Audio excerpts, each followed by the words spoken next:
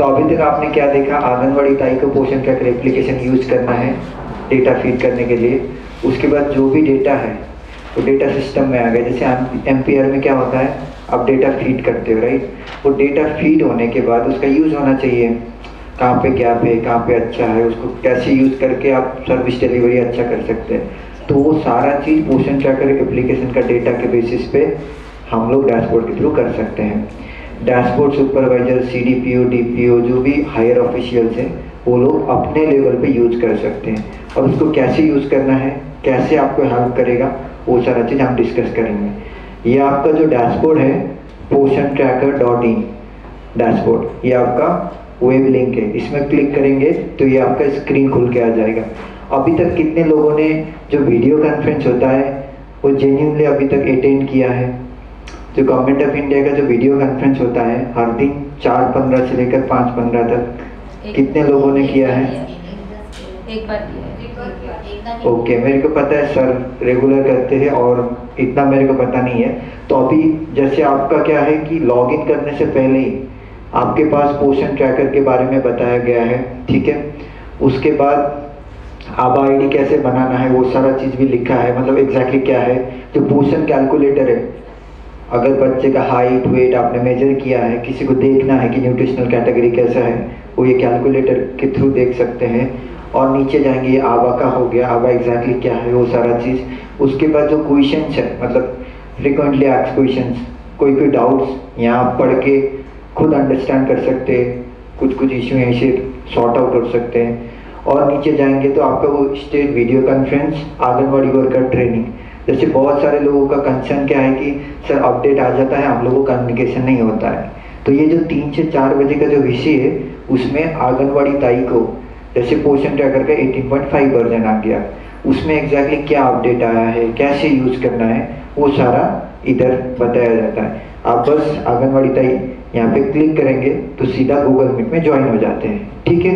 तो ये आंगनवाड़ी ताई को बोलना है, रेगुलर यूज करना है और आपके लिए वो है, वहाँ पे क्लिक करना है बस। हाँ, तो अभी यहाँ पे आपको जब क्लिक करेंगे बुक वीसी करके आएगा, वहाँ पे आप अपना डिटेल्स इंटर करेंगे। करने के बाद आप 4:15 को ज्वाइन कर सकते हैं। एक कंडीशन ये है कि जब भी आप ज्वाइन करते हैं ना, उन लोगों को कुछ भी दिखाई नहीं देता है फील्ड में एग्जैक्टली क्या चल रहा है। जैसे किसी ने बताया कि मेरा आधार वेरीफाई नहीं हो रहा है या माइग्रेट नहीं हो रहा है, इससे 17 साल की जो किशोरी बालिका है वो रजिस्ट्रेशन नहीं हो रही है, मतलब जिसका शादी हुआ है, प्रेग्नेंट हो गई, उसका रजिस्ट्रेशन नहीं हो रहा है। जब आप कर रहे हैं, आइदर उसका स्क्रीन रिकॉर्ड कीजिए या स्क्रीनशॉट लीजिए। उससे क्या होगा कि जब आप बोल रहे, अगर उनको समझ में नहीं आ रहा है, उनको आप एज एविडेंस क्या दिखा सकते हैं कि ये स्क्रीनशॉट है, मैंने इस स्टेट में किया था, तो उनको भी प्रॉब्लम को अंडरस्टैंड करने में इजी होगा। आपने मंडे को प्रॉब्लम रखा तो आप फॉलो अप कर सकते हो वेडनेसडे को, फ्राइडे को, जैसे फ्राइडे को कृष्णा जी आते हैं, ठीक है। तो ये सारा हो गया। तो सबसे राइट साइड में टॉप में आपका लॉगिन बटन है, आप लॉगिन करेंगे तो आपको ये लॉगिन पेज खुलेगा, जहाँ पे अगर मैं स्टेट का कर रहा हूँ तो स्टेट का लॉगिन करूँगा, डिस्ट्रिक्ट का होगा तो डिस्ट्रिक्ट का अपना लॉगिन है, प्रोजेक्ट का अपना लॉगिन है। जैसे बीच में मैडम ने बोला कि अच्छी बात है कि डिवीजन में बहुत सारे लोग ऑलरेडी बीट का लॉगिन यूज कर रहे हैं अपने बीट के लिए। जैसे पुणे में क्या था कि बीट का लॉगिन बहुत सारे लोगों को पता नहीं था, ठीक है। तो अभी मैंने क्या किया, अपना स्टेट का लॉगिन किया। जब मैंने स्टेट का लॉगिन किया, ये आपका डैशबोर्ड पेज है। जो डैशबोर्ड पेज में आपका होम पेज, ये होम पेज है। होम पेज में आपके पास 4 सेक्शन है।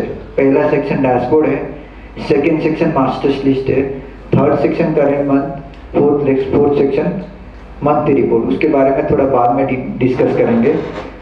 जब हम नीचे जाते हैं तो यहाँ पे आपके पास फिल्टर है। तो मेरा स्टेट का लॉगिन है, तो स्टेट सेलेक्ट कर रहा हूँ मैं। अब मैं एक पर्टिकुलर डिस्ट्रिक्ट सेलेक्ट कर रहा हूँ, या सिर्फ महाराष्ट्र के देखते हैं। तो महाराष्ट्र के जब हम देखते हैं तो महाराष्ट्र में मेरे पास कितने आंगनवाड़ी सेंटर से, कितने वर्कर से, सारा डिटेल्स आएगा।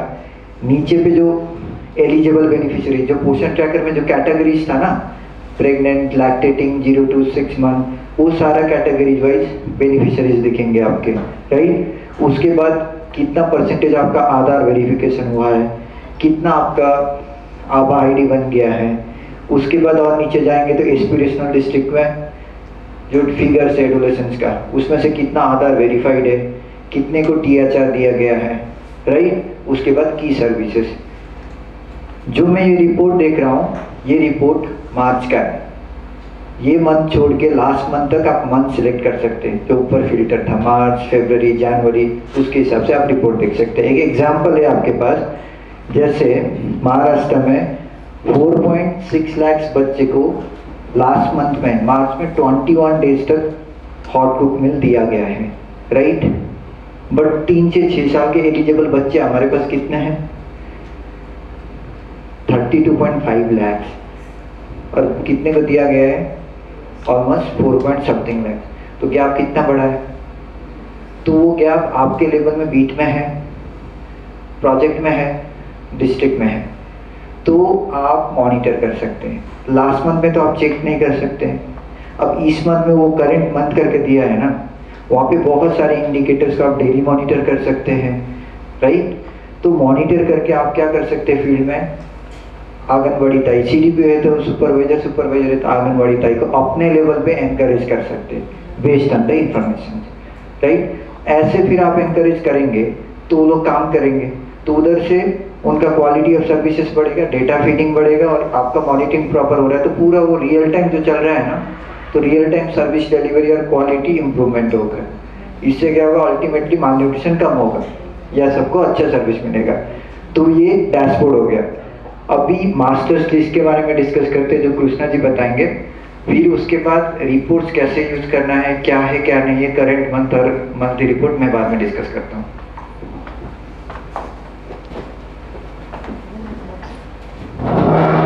ज्या पद्धतीने तुम्हाला सांगितलं की डॅशबोर्डवरती लॉग इन करण्यासाठी कुठली वेबसाईट आहे, त्या डॅशबोर्डवरती काय काय उपलब्ध आहे आणि लॉग इन केल्यानंतर कशा पद्धतीचा इंटरफेस तुम्हाला पाहायला मिळतो होम पेजला, ठीक आहे। पहिलं ऑप्शन डॅशबोर्ड तुम्हाला समजून सांगितलं। तर मास्टर लिस्टमध्ये इथं हे स्टेटचं लॉग इन आहे म्हणून ते डिस्ट्रिक्ट, प्रोजेक्ट, सेक्टर हे 4 ऑप्शन दिसत आहे। तुमचं डिस्ट्रिक्टचं लॉग इन जरी असलं, प्रोजेक्टचं जरी असलं, सेक्टरचं जरी असलं तरी तुम्हाला AWC इन्फ्रापासून खाली ऑप्शन्स दिसतील, त्याच्यावरचे ऑप्शन्स तुम्हाला दिसणार नाहीत। सेक्टर म्हणजे बीट। हां, सेक्टर म्हणजे बीट, हे लक्षात ठेवा। मी आधी तुम्हाला सांगितलं होतं, कारण आमच्या तोंड वळणी ते पडलंय सेक्टर, मग आम्ही सेक्टर म्हणतो। तुम्ही सेक्टर म्हणजे बीट कन्सिडर करा, बीट बोलण्याचा प्रयत्न करतो। त्याच्यामुळे तुमच्या लॉग इनला AWC इन्फ्रापासूनचे खालचे जे ऑप्शन्स आहेत 5, AWC infra, users, beneficiary, AWC users आणि AWC, हे 5 ऑप्शन्स तुम्हाला तुमच्या लॉग इनमध्ये पाहायला मिळतील। म्हणजे उदाहरणार्थ याच्यात जर सांगायचं झालं तर जर सेक्टर ऍड करायचं म्हटलं तुम्हाला तुमच्या प्रोजेक्टमध्ये किंवा जिल्ह्यामध्ये तर करता येईल का? जर सेक्टर तुम्हाला नव्यानं तुमच्या प्रोजेक्टमध्ये एक सेक्टर ऍड झालंय, बरोबर, ते जर तुम्हाला जोडायचं असेल तर ते तुम्हाला जोडण्याचा अधिकार आहे का? बरोबर। प्रोजेक्ट जोडायचा असलं तर जिल्ह्याला, समजा जिल्ह्याचं लॉग इन आहे, जिल्ह्याला जर प्रोजेक्ट जोडायचा असलं तर आहे का? अधिकार आहे का जिल्ह्याच्या लॉग इन मध्ये? नाही। मी तुम्हाला तेच सांगतोय की जर तुम्ही जिल्ह्याचं जरी लॉग इन केलेलं असलं, प्रकल्पाचं जरी केलेलं असलं, बीडचं जरी केलेलं असलं तरी AWC इन्फ्रापासून खालचे तुम्हाला पर्याय दिसतील। फक्त राज्य लेवलचं आणि नॅशनल लेवलचं लॉग इन असेल तर AWC इन्फ्राच्या वरचे ऑप्शन्स दिसतील। म्हणजे सेक्टर पर्यंत काही करण्याची परवानगी डिस्ट्रिक्ट लेवल पासून खाली नाही, बरोबर। आपल्या प्री टेस्ट मध्ये एक प्रश्न होता की बाबा sector, project, anganwadi centre, anganwadi user किंवा बेनिफिशियरी डिॲक्टिव्हेशन कुठल्या ॲडमिन लॉग इन मधून केल्या जाऊ शकते, बरोबर। आता काही काही लोकांनी सर्व लिहिलं, काही काही लोकांनी प्रोजेक्ट लिहिलं, काही काही लोकांनी जिल्हा लिहिलं आणि काही 1-2 लोकांनी राज्य लिहिलं, बरोबर। आता राज्याचा तुमचा काही संबंध नाही, त्या प्रश्नाचं अचूक उत्तर आहे राज्य, परंतु आम्ही तुम्हाला ट्रेनिंग देताना देतो स्टेट लेवलच्या लॉग इन मधून, बरोबर। त्याच्यामुळे तुम्हाला याची आयडिया आलेली असते की बाबा स्टेट लेवलच्या लॉग इन मधून काय होतंय आणि आपल्या लॉग इन मधून काय होते, कारण आम्ही कम्पेअर करून दाखवतो तुम्हाला की राज्याच्या लॉग इन मध्ये काय आहे आणि तुमच्या लॉग इन मध्ये तुम्ही काय करू शकता। म्हणजे एक आयडिया, एक कल्पना तुम्हाला त्या ठिकाणी आलेली असते की बाबा हे चुकीचं आहे की बरोबर आहे किंवा कोण करू शकते, बरोबर। त्या लॉजिकने तो प्रश्न त्या ठिकाणी विचारला गेलेला आहे। त्याच्यामुळं हे वरचे जे 4 पर्याय आहे याच्यामध्ये जिल्ह्यापासून खाली कोणी काहीच करू शकत नाही। तुम्हाला जर काही ऍड करायचं असेल तर तुम्हाला स्टेटला अप्रोच करावं लागेल, ठीक आहे। आता आपण सुरुवात करूया AWC पासून खालून, की बाबा नव्यानं जर आपल्याला AWC सेंटर आपल्या प्रकल्पामध्ये, सेक्टरमध्ये म्हणजे बीटमध्ये ऍड करायचं असेल किंवा जिल्ह्यात ऍड करायचं असेल तर ते कशा पद्धतीने होऊ शकतं। त्याच्यासाठी 3 पर्याय, तिन्ही लोकांकडे हे राईट्स आहेत. जिल्ह्याकडेही आहे, प्रकल्पाकडेही आहे, सेक्टरकडे आहे, बीटकडेही आहे. बरोबर. तर सर्वात जे ॲप्रोप्रिएट वे आहे ते बीटने केलं पाहिजे. म्हणजे जर अंगणवाडी सेंटर तुमच्या कार्यक्षेत्रात ॲड होत असल्या कारणाने बीटने अंगणवाडी सेंटर त्यांच्या लॉग इन मधून ॲड केलं पाहिजे. बरोबर. प्रोजेक्टही करू शकतो, डिस्ट्रिक्टही करू शकतो, स्टेटही करू शकतो, नॅशनलही करू शकतो, पण ते त्यांचं काम नाही. काही विशिष्ट कारणामुळे तुमच्या लॉग इन मध्ये काही अडचणी असतील तर तुम्ही त्यांना अप्रोच करू शकता, ते करू शकता. परंतु प्राथमिक जे रिस्पॉन्सिबिलिटी आहे ते त्या पर्टिक्युलर बीटच्या पर्यवेक्षकांची असेल की जर बाबा माझ्या कार्यक्षेत्रामध्ये अंगणवाडी सेंटर ॲड झालंय किंवा त्याच्यामध्ये जर काही चुकी झाली तर ती माझी रिस्पॉन्सिबिलिटी आहे माझ्या लॉग इन मधून बदलण्याची किंवा दुरुस्त करण्याची. बरोबर. आता आपण सुरुवातीला बघूया की अंगणवाडी सेंटर ॲड कसं करतात. बरोबर. नवं सेंटर ॲड झालेलं असेल तर ॲड कसं करतात. इथं लॉग इन केल्यानंतर असं तुम्हाला इंटरफेस दिसेल, ही स्क्रीन दिसेल. इथं उजव्या हाताला वरती ॲड DWC म्हणून दिसतंय, याच्यावरती तुम्हाला क्लिक करावं लागेल. याला क्लिक केल्यानंतर तुम्हाला अंगणवाडीचं नाव विचारलं जाईल, अंगणवाडीचा कोड विचारला जाईल, अंगणवाडीचा टाईप विचारला जाईल. ठीक आहे. आपण काहीही टाकून देऊया. अंगणवाडीचा टाईप तुम्हाला त्या ठिकाणी विचारला जाईल, रेग्युलर आहे, मिनी आहे. ठीक आहे. तर बऱ्याचदा असं होतं की काही काही ठिकाणी इन्सेंटिव्ह मध्ये मिनी अंगणवाडीच्या समोर हेल्पर यस दिसतं. हेल्पर यस दिसतं की बाबा हेल्पर त्या ठिकाणी परफॉर्मन्स इन्सेंटिव्ह साठी इलिजिबल आहे, पात्र आहे. आता तुम्हाला माहिती आहे, मला माहिती आहे की मिनी सेंटरला अंगणवाडी हेल्परच नसते. मग जर मिनी सेंटरला अंगणवाडी हेल्परच नाहीये तर अंगणवाडी हेल्पर त्या सेंटरसाठी परफॉर्मन्स इन्सेंटिव्ह साठी पात्र असण्यामध्ये लॉजिक आहे का? बरोबर. ते नसायला पाहिजे. परंतु काय झालेलं आहे की पोषण ट्रॅकर ऍप्लिकेशनला किंवा डॅशबोर्डला केव्हा कळेल की बाबा हे सेंटर मिनी आहे म्हणून? जेव्हा टाईप मधून आपण रेग्युलर किंवा मिनी सिलेक्ट करू तेव्हा. बरोबर. आता एखादं सेंटर तुमचं मिनी आहे पण इथं रेकॉर्डला रेग्युलर आहे. रेग्युलर आहे म्हणजे आमच्या डोक्यात फिक्स आहे की तिथं 2 लोक असतात, सेविका असते, मदतनीस असते.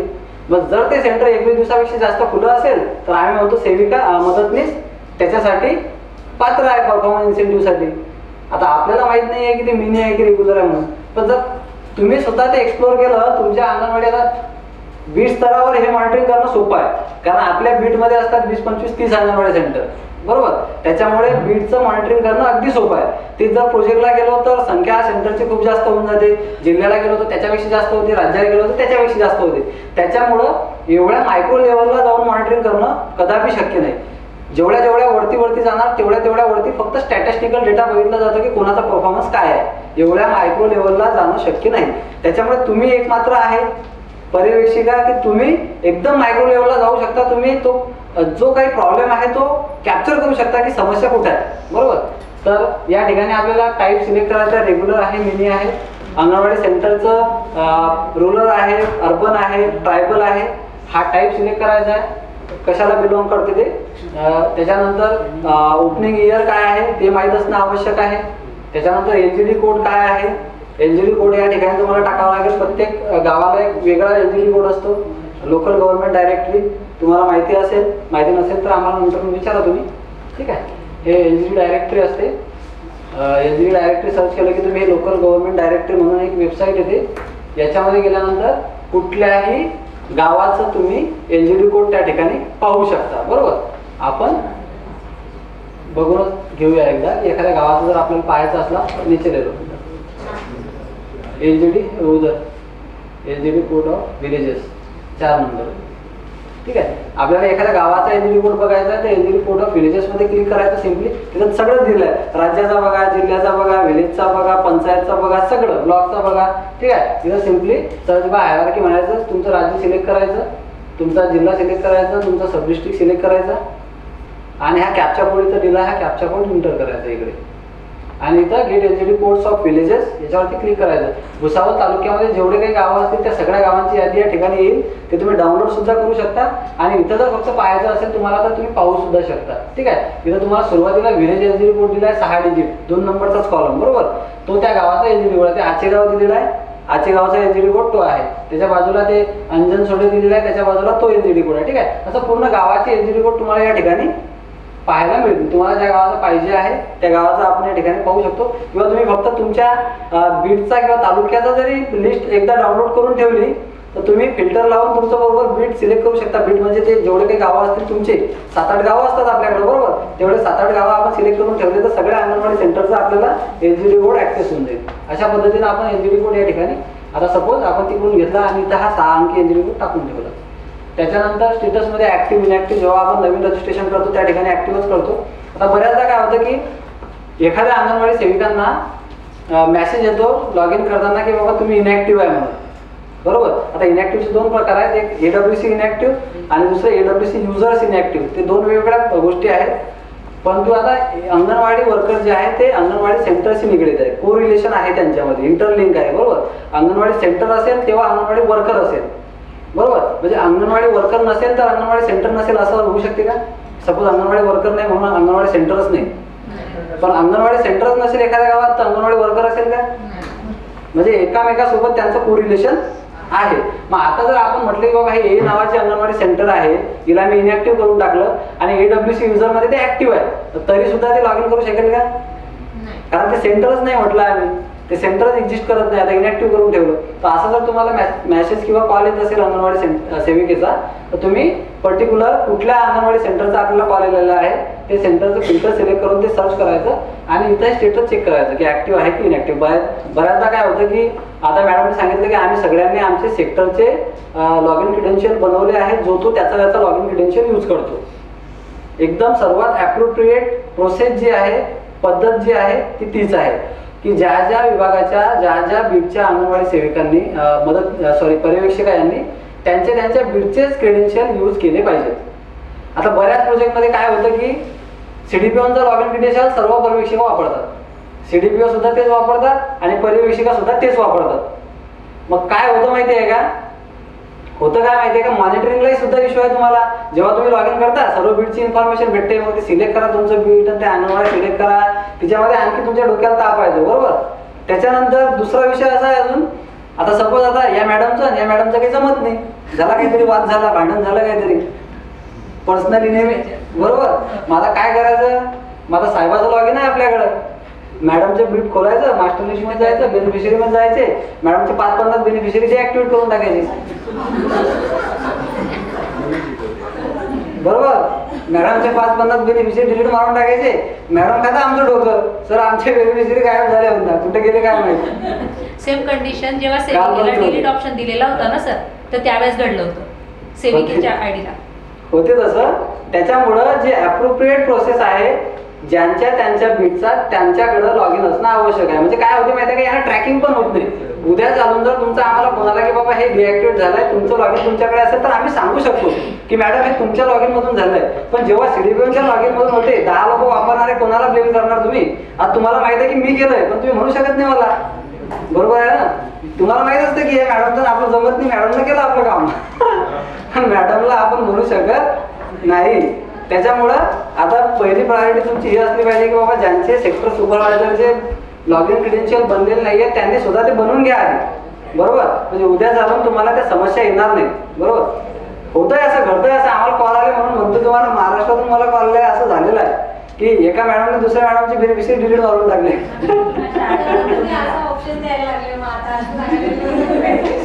नाही मी त्याच्यासाठी सांगतोय तुम्हाला की तुम्ही सतर्क व्हा, तुमचं यूज करा. म्हणजे हे तुमची वैयक्तिक जबाबदारी आहे की तुमच्याकडे जर लॉग इन क्रेडेन्शियल नसेल तर तुम्ही शेड्यूलना इन्सिस्ट करा, तुम्ही त्यांच्या पाठीमागे लागा, त्यांच्याकडून घ्या ना तुम्ही. यासाठी पहिला ऍक्शन पॉइंट हे आहे की तुम्ही असं भांडण करू नका आणि पहिले फ्रेंडशिप करा. ठीक आहे, त्याच्यामुळं तसं होऊ नये. त्याच्यानंतर नेक्स्ट पॉइंट आहे आपला टार्गेटेड सक्षम एडब्ल्यूसी. गव्हर्नमेंट ऑफ इंडियाने असं प्रपोज केलेलं आहे की या वर्षामध्ये 40,000 anganwadi centres across the country as a सक्षम अंगणवाडी सेंटर म्हणून प्रपोज केलेले आहेत. त्या आयडेंटिफाईड आहेत की कोणत्या अंगणवाडी सेंटर ॲज अ सक्षम अंगणवाडी सेंटर्स म्हणून त्यांनी प्रपोज केलेलं आहे. त्याची लिस्ट तुम्हाला भेटेल. तर तुमच्या बीटमधल्या ज्या काही अंगणवाड्या असतील त्यांना एडिट करून तुम्हाला इथं चेक करावं लागेल. म्हणजे ते ॲज अ सक्षम अंगणवाडी सेंटर म्हणून मग कन्सिडर केलं जाईल. जोपर्यंत याला चेक केलं जाणार नाही तोपर्यंत ते आपलं नॉर्मल रेग्युलर अंगणवाडी सेंटर राहील. ठीक आहे. जेव्हा तुम्हाला डायरेक्शन येतील की बाबा हे तुमची यादी आणि तुम्हाला आता सक्षम अंगणवाडी सेंटर म्हणून तुमच्या अंगणवाडी सेंटरला मार्क करायचं आहे, तुमच्या डोक्यात असलं पाहिजे की अंगणवाडी सेंटरमध्ये इथं हा चेकबॉक्स दिलेला आहे, फक्त त्या चेकबॉक्सला क्लिक करून सेव्ह करायचं आहे तुम्हाला. म्हणजे ते झालं. डेटाबेसला असं येईल की बाबा हे सक्षम अंगणवाडी सेंटर आहे तुमचं बरोबर, बाकीचे नाही. की आता कोणाचा तरी प्रश्न या ठिकाणी होता की बाबा एका अंगणवाडी सेंटरचे बेनिफिशियरी दुसऱ्या अंगणवाडी सेंटरमध्ये दिसतात. आता बऱ्याचदा काय होतं की आपल्या बीडच्या कार्यक्षेत्रामध्ये काही अशी गावं असतात की खूप मोठी असतात, ज्या ठिकाणी 5 पेक्षा जास्त 8, 10, 15 अंगणवाडी सेंटर असतात. बरोबर, एकाच गावामध्ये 10 अंगणवाडी सेंटर.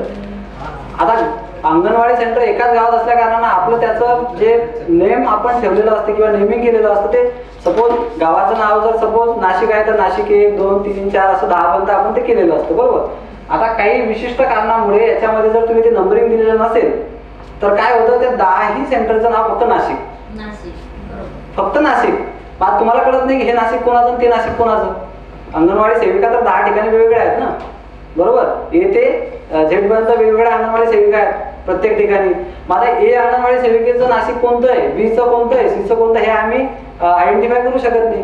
मग इथं जर या ठिकाणी जर ते तुमचं मिसमॅच झालेलं असेल, समजा मॅपिंग आता मी महाराष्ट्र सिलेक्ट केलं, डिस्ट्रिक्ट बुलढाणा सिलेक्ट केलं किंवा कोणतंही सिलेक्ट केलं, कोणताही सिलेक्ट करलो, त्यानंतर प्रोजेक्ट एक सिलेक्ट केला, एक सेक्टर सिलेक्ट केलं, इथे विलेजचा ॲड्रेस टाकायचा. आता आपण हे अंगणवाडी सेंटरचं नवीन रजिस्ट्रेशन करतो म्हणून या ठिकाणी असं येत आहे. आपण जेव्हा ते एडिट करू तेव्हा तुम्हाला दाखवतो. ठीक आहे, या ठिकाणी तुम्हाला पूर्ण गावाचं नाव टाकावं लागेल आणि या ठिकाणी पूर्ण ॲड्रेस त्या अंगणवाडी सेंटरचा, जो त्या अंगणवाडी सेंटर आपण रजिस्टर करत आहोत त्या अंगणवाडी सेंटरचा जो ॲड्रेस असेल फुल तो या ठिकाणी आपल्याला टाकायचा आहे. त्याचं मॅपिंग आपल्याला व्यवस्थित सिलेक्ट करायचं आहे. इथून मॅपिंग जर तुम्ही चुकवलं, सपोज आता भुसावळ प्रोजेक्टमध्ये फक्त कुरा हे एकच सेक्टर आहे का? नाही, एकापेक्षा जास्त सेक्टर आहे. कधी कधी काय होऊन जाते की आता 2-4 दिवसापूर्वी मला शिरपूरवरून कॉल आला होता की त्या मॅडमने काय केलं, चुकीनं सेक्टर 1 घ्यायचे सेक्टर 2 सिलेक्ट केलं. अंगणवाडी सेंटर नवीन झालं, त्यांच्याकडे ते रजिस्टर करायचं होतं, 1च्या ऐवजी 2. कुठे आहे ते सर नाही आले का? यांचाच कॉल आलेला होता. हां, नितीन सर का इनकाही कॉल आला था, यांचाच कॉल आला होता मला की अशी अशी समस्या झाली आहे आणि चुकीनं दुसरं सेक्टर सिलेक्ट केलं. आता दुसरं सेक्टर सिलेक्ट केल्यानं काय झालं माहिती आहे का, ते मॅपिंग पूर्णतः चुकलं. म्हणजे प्रोजेक्ट तोच आहे, अंगणवाडी सेंटर तेच आहे जे नवीन आहे ते, परंतु इथं आपण सेक्टर चुकी सिलेक्ट केलं. ज्या सेक्टरमध्ये जे पाहिजे होतं त्या सेक्टरमध्ये ते गाव मॅप झालं नाही, ते दुसऱ्या सेक्टरमध्ये झालं. आता काय होईल की अंगणवाडी सेंटरचे बेनिफिशियरी असतील त्या गावाचे, परंतु सेक्टरमध्ये दिसतील या त्या सेक्टरच्या सुपरवायझरच्या लॉगिन मध्ये ते दिसणारच नाही. त्या सेक्टरच्या सुपरवायझरच्या लॉगिन मध्ये ते गाव दिसेल का, ते अंगणवाडी सेंटर दिसेल का? दिसणार नाही, ते मॉनिटर करू शकणार नाही. आणि तुमचं ते नसल्याच कारणाने तुम्ही ते बघणारच नाही, कारण तुमच्या सेक्टरमध्ये नाहीच, ते बीडमध्ये नाही आहे, त्याच्यामुळे तुमचं त्याच्यावर लक्ष पण जाणार नाही की बाबा मला हे आहे सेंटर, याचा परफॉर्मन्स बघायचा आहे. तुम्ही तुमच्याकडे जे आहे ते बघणार. मग काय होतं माहिती आहे का, हा एक विषय झाला आणि एडब्ल्यूसी युजरमध्ये आणखी दुसरा, याचे बेनिफिशियरी त्याच्याकडे, त्याचे बेनिफिशियरी याच्याकडे, ते कसं करायचं ते होतंय सर. सेक्टर चेंज नाहीये, एका सेक्टरमध्ये गावामध्ये असतात ते मी सांगतो तुम्हाला. त्याच्यानंतर हे सगळी इन्फॉर्मेशन भरल्यानंतर इथं सेव्ह बटन आहे, या सिम्पली या सेव्ह बटनावरती आपल्याला क्लिक करायचं आहे. हे जे मॅपिंग आपण केलेली आहे, हे जे सेंटर आपण वरती नाव टाकलं, हे या सेक्टरमध्ये, या प्रकल्पामध्ये, या जिल्ह्यामध्ये, या राज्यामध्ये सेव्ह होईल. हे याची हायरार्की झाली, हे याचं मॅपिंग झालं. जेव्हा केव्हा आपण त्या फिल्टरमध्ये सर्च करू तेव्हा याच पद्धतीने आपल्याला ते अंगणवाडी सेंटर शोधता येईल. ठीक आहे, तर अशा पद्धतीनं नवीन जर अंगणवाडी सेंटर आपल्याकडे आलं तर आपल्याला या पद्धतीनं ते ऍड करता येतं. याचे राईट्स बीट पासून ते हायर लेवलपर्यंत सगळ्या ठिकाणी आहेत. एडब्ल्यूसी ऍड करण्याचे राईट्स बीट लेवल पासून ते हायर लेवलपर्यंत सगळ्याच ठिकाणी आहेत. परंतु अप्रोप्रिएट वे जो आहे किंवा जे काम करायचं आहे ते बीट पर्यवेक्षिका यांनाच करायचं आहे, त्यांनीच ते ऍड करायचं आहे आपल्या लॉगिन मधून. ठीक आहे, त्याच्यानंतर दुसरा पर्याय आहे एडब्ल्यूसी युजर्स, किंवा आपण हेच बघूया एखादा एक्झिस्टिंग अंगणवाडी सेंटर. आता एखादं जुनं अंगणवाडी सेंटर आहे, कोणतरी इनॅक्टिव्ह केलं, आपल्याला अंगणवाडी सेविकांचा कॉल आला की बाबा माझं लॉगिनच होत नाहीये, काहीतरी प्रॉब्लेम आहे, तर आपण या ठिकाणी ते चेक केलं पाहिजे. जर इनॅक्टिव्ह केलं असेल तर स्टेटस आपल्याला त्याचं ऍक्टिव्ह करता येतं. ठीक आहे, या ठिकाणी हे अंगणवाडीची नावं दिलेली आहेत. जे फिल्टर आपण वरती सिलेक्ट केलं, महाराष्ट्र, धुळे, धुळे अर्बन आणि देवपूर सेक्टर. ठीक आहे, अशा पद्धतीनं. आणि हे ऍक्टिव्ह अंगणवाडी सेंटर आहे, याला एडिट इनॅक्टिव्ह सर्च इनॅक्टिव्ह. ठीक आहे, तर इथं एडिटचं बटन असतं शेवटी ॲक्शनमध्ये.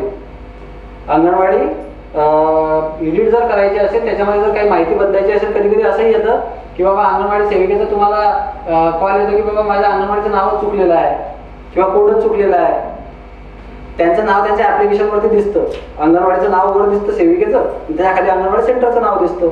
बरोबर, ते जर चुकलेलं असलं तर कदाचित कॉल येऊ शकतो. त्याच्यामुळे जर ते नाव जर आपल्याला दुरुस्त करायचं असेल तर सिम्पली आपण एडिटमध्ये जाऊन ते नाव दुरुस्त करू शकतो. एडिट करलो, एडिट केल्यानंतर आपण ही सगळी इन्फॉर्मेशन बदलू शकतो. काही जर बदलायचं असेल आपण अंगणवाडी सेंटरचं नाव बदलू शकतो, त्याचा कोड बदलू शकतो, त्याचा टाईप जो असेल. आता सपोज मी तुम्हाला ते मिनी आणि रेग्युलर सांगितलं, एखादा सेंटर मिनी आहे पण ते बाय मिस्टेक तुम्ही रेग्युलर मार्क केलेलं आहे इकडे, मग ते इन्सेंटिव्ह मध्ये त्याचा इश्यू होतो. ते जर आपल्याला मिनी म्हणून मार्क करायचं असेल तर इथं स्टेटसमध्ये जायचं आणि AWC टाईपमध्ये जायचं, रेग्युलरला तुम्ही मिनी म्हणून मार्क करू शकता. त्यानंतर AWC बिलॉंग ट्रायबल आहे, अर्बन आहे, रुरल आहे, हे सुद्धा आपल्याला करायचं आहे. याचे सुद्धा डायरेक्शन येतील. याच्यामध्ये हे ऑप्शन्स नव्हते आधी, रुरल अर्बन होतं पण ट्रायबल नव्हतं. आता जे प्रोजेक्ट किंवा अंगणवाडी सेंटर ट्रायबलला बिलॉंग करतात फक्त अंगणवाडी सेंटरसाठी, कारण आपल्याकडे ऍक्सेस आहे अंगणवाडी सेंटरचा फक्त. बाकी ते स्टेटची रिस्पॉन्सिबिलिटी आहे, स्टेट ते करेल बाकीचं. पण तो अंगणवाडी सेंटर तुमच्या बीटमध्ये जे ट्रायबलला बिलॉंग करत असतील किंवा अर्बन रुरल जे काय असेल ते एकदा हायरार्की तुम्ही तुमच्या बीटच्या अंगणवाडी सेंटरची बघून घ्या आणि याच्यामधून हे सिलेक्ट करून घ्या की ट्रायबल आहे, रुरल आहे की अर्बन आहे. एकदा सर्वांनी एडिट एकदा इथून घरी गेल्यानंतर बघा आहे की बाबा कशा पद्धतीने तुमची अंडरस्टँडिंग पण वाढेल आणि हे तुमचं काम पण होईल. ठीक आहे, इथून सिलेक्ट करायचं. त्यानंतर ओपनिंग इयर मॅन्डेटरी आहे, कोणत्या वर्षामध्ये अंगणवाडी सेंटर सुरू झालं होतं. तुम्हाला जर आता याच्यामध्ये सुरुवातीला जेव्हा होतं तेव्हा याच्यामध्ये ओपनिंग इयर नव्हतं, त्याच्यामुळे हा data without opening year save आहे. आता जेव्हा केव्हा तुम्हाला याच्यामध्ये काही बदल करायचे असतील तेव्हा ओपनिंग इयर टाकणं मॅन्डेटरी आहे. त्याच्यामुळे जेव्हा केव्हा तुम्ही कुठल्याही अंगणवाडी सेंटरमध्ये माहिती बदलण्यात जाल तेव्हा तुमच्याकडे ओपनिंग सेंटरची कोणत्या वर्षामध्ये झालेलं आहे ते वर्ष असणं आवश्यक आहे. ते वर्ष त्या ठिकाणी टाका. LGD कोड सगळ्या अंगणवाडी सेंटरचा आपण ऑलरेडी दिलेला आहे. फक्त तुम्हाला एकच हे करायचं आहे की आता तुम्ही ते लिस्ट डाउनलोड केली, तुमच्या गावांचे कोड तुमच्या अंगणवाडीच्या कोड सोबत एकदा मॅच करून बघा. फक्त तुम्ही एडिट करतच आहात तर फक्त कोड पण सोबत ठेवायचे, ते मॅच करायचे. जर मॅच होत नसेल तेवढा कोड बदलून टाकायचा. ठीक आहे, जो त्या लिस्टमध्ये दिलेला असेल योग्य कोड तो टाकायचा. ऑलरेडी याच्यात बॅकएंडने आम्ही टाकलेलेच आहे आणि 99% ते बरोबरच असतील, पण जिथं बरोबर नाही तिथं तुम्ही दुरुस्त करून घेऊ शकता. सेम तोच विषय आहे की आता तुम्हाला लिस्ट आली आणि टार्गेटेड AWC सक्षम AWC म्हणून तुम्हाला मार्क करायचा आहे. तर एडिटमध्ये जाऊन इथं अशा पद्धतीने तुम्ही फक्त या चेकबॉक्सला क्लिक करू शकता की बाबा सपोज ही जी अंगणवाडी सेंटर आहे आता आपलं देवपूरचं तळोदा नगरपालिका विलेज आहे. अंगणवाडी सेंटर कौन सा है, ड्रॉपडाउन थोड़ा सा ले लो नीचे, धनकाबाद तळोदा है ना. हे जे अंगणवाडी सेंटर आहे हे त्या सक्षम AWCच्या लिस्टमध्ये जर आलं की बाबा हे सक्षम अंगणवाडी सेंटर म्हणून शासनाने अनाऊन्स केलेलं आहे तर या सेंटरला तुम्हाला एडिटमध्ये जाऊन फक्त टार्गेटेड सक्षम AWC याला क्लिक करायचं आहे फक्त आणि सेव्ह करायचं आहे. सेव्ह केल्यानंतर ते ॲज अ सक्षम AWC म्हणून मग कन्सिडर केलं जाईल. ठीक आहे, ही सगळी इन्फॉर्मेशन आपण या ठिकाणी बदलू शकतो. तुम्हाला जर वाटलं असेल सेक्टर चुकीचं झालं आहे सेक्टर बदलू शकता तुम्ही, प्रोजेक्ट चुकीचं झालं आहे प्रोजेक्ट बदलू शकता. हे सगळे राईट्स आपल्याकडे या ठिकाणी आहेत. जर मॅपिंग चुकीचं झालेलं असेल तुमच्या सेंटरचं तुम्ही या ठिकाणी दुरुस्त करू शकता आणि सेव्ह बटनावरती क्लिक करू शकता. त्याच्यानंतर दुसरा पर्याय आहे त्याच्यामध्ये AWC युजर्स. आता अंगणवाडी सेविकांचं जे मॅनेजमेंट आहे पोषण ट्रॅकर ऍप्लिकेशनला लॉग इन करण्याचं ते कम्प्लीट मॅनेजमेंट या मॉड्यूलमधून होते. AWC users. ठीक आहे, अंगणवाडी सेविका पोषण ट्रॅकर ऍप्लिकेशनला कुठल्या मोबाईलने लॉग इन करतात, त्यांचा अकाउंट ऍक्टिव्ह आहे इनॅक्टिव्ह आहे, एका सेंटरला किती अंगणवाडी सेविका रजिस्टर्ड आहे, किती हेल्पर रजिस्टर्ड आहेत, रजिस्ट्रेशन पेंडिंग आहे की काय आहे, ह्या सगळ्या गोष्टी इथून या मॉड्यूलमधून आपण बघू शकतो. आता सपोज हे कुठलंही आपण इथं जे उपस्थित असतील त्यांचं घ्या कुठलं तरी. मॅडम तुमचं कुठलं सेक्टर किंवा प्रोजेक्ट आहे तुमचा? माझा मसावत प्रोजेक्ट. ठीक आहे, आता तुमच्या ह्याच्यामध्ये यूजर टाइप इसमें सिर्फ AWW रखो. नहीं इसमें यूजर टाइप हाँ सर्च कर लो. तुमच्याकडे किती अंगणवाडी वर्कर आहे मॅडम? 30 अंगणवाडी आहेत पण 29 ऍक्टिव्ह म्हणजे वर्कर आहेत, एक वॅकन्सी आहे. आता याच्यामध्ये 30 तुमचे युजर्स आम्हाला दिसत आहेत. आता जे वॅकन्सी आहे तिथे तुम्हाला कोणाला तरी चार्ज दिलेला असेल. हो, चार्ज दिलेला तुम्हाला शेजारचीच त्यात चिखली पुनर्वसन 2 आहेत. जे इनका वैकेंट है वो सिलेक्ट कर लो आहे. तो सेंटर का काय सेंटरचं काय नाव आहे? चिखली पुनर्वसन 2. सेंटर जाओ पहले. नहीं उधर ही ऊपर फिल्टर में इधर AWC नहीं है.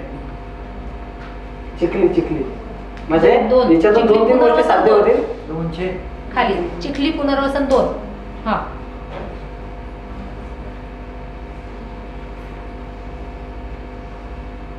चिखली पुनर्वसन 2 ला अंगणवाडी वर्कर युजर्स नाहीये तुमचं. हेल्पर सिलेक्ट करू द्या. हेल्पर नाही मिनी आहे सर ती. ओके, मग इथं अंगणवाडी वर्कर युजरच नाहीये तुमचं. नाहीये, मग तुम्हाला ऍड करावं लागेल ना मॅडम ते. नाही चार्ज जिच्याकडे अजून मी डाटा वेगळा केलेला नाहीये कारण तिथली जाहिरात पडली तिथं वाद चाललाय म्हणून लाभार्थी अंगणवाडी वेगळी बसवते. पण तरी सुद्धा या अंगणवाडीचं कामच होत नाही असं दिसत आहे. कारण आता जर हे आपण पाहायला गेलं याचं लॉगिनच नाही आहे तर याचे बेनिफिशरीज पण अंगणवाडी ऍड केली सर, नवीन अंगणवाडी ऍड आहे. पण याला युजर नाही आहे, म्हणजे वेगळी कामकाज वेगळं चाललं नाहीये. एडिशनल चार्ज पण ते करावं लागेल ना तुम्हाला. हो, करावं लागेल. तर याच्यासाठी काय करावं लागते माहिती आहे का, ऍड AWS युजर्स मध्ये जायचं. इथं वरती दिलेलं आहे नाही, मी केलेलं आहे सर. आता जी नवीन भरली ना तर तिला ऍड केलेली आहे, मला ते ऍड करता येतं. पण इथं थोडं वाद चाललाय. जर म्हटलं ती अंगणवाडी वेगळी दिसली तर मग तिथं खूप हे होणार, म्हणून राहू दिलेलं आहे. ऑर्डर जशी झाली लगेच देणार तिला, हे करते. पण जरी त्या अंगणवाडीचे बाकीचे कामं तर वेगळे चालू असतील ना. हो, आहार वेगळा शिजतोय, पोरं त्याच अंगणवाडीमध्ये पण वेगळ्या वेगळ्या ठिकाणी बसतात. मग त्यांचं पोषण ट्रॅकर ऍप्लिकेशनला पण असणं आवश्यक आहे ना मॅडम. त्यांचे बेनिफिशियरी डिफरंटच आहे ना, त्याचे सगळे रजिस्टर तुम्ही वेगळे maintain सगळे करता. रजिस्टर्ड आहेत. पहिल्या अंगणवाडीमधनं दुसऱ्या अंगणवाडीमध्ये फक्त इकडे त्यांना डिॲक्टिव्ह करून इकडे करायचे आहेत. फक्त मोबाईल नाहीये, नवीन मोबाईल नंबर नसल्या कारणाने, सेविका पण तीच असल्या कारणाने ते वेगळं केलं जात नाहीये. मोबाईल नाहीये ना दुसरा त्या अंगणवाडीच्या त्या नावाचा. ठिकाणी आल्यानंतर करून घ्या. ठीक आहे, एक एडिट कर लो कोणती अंगणवाडी नाही ऍड करण्याची.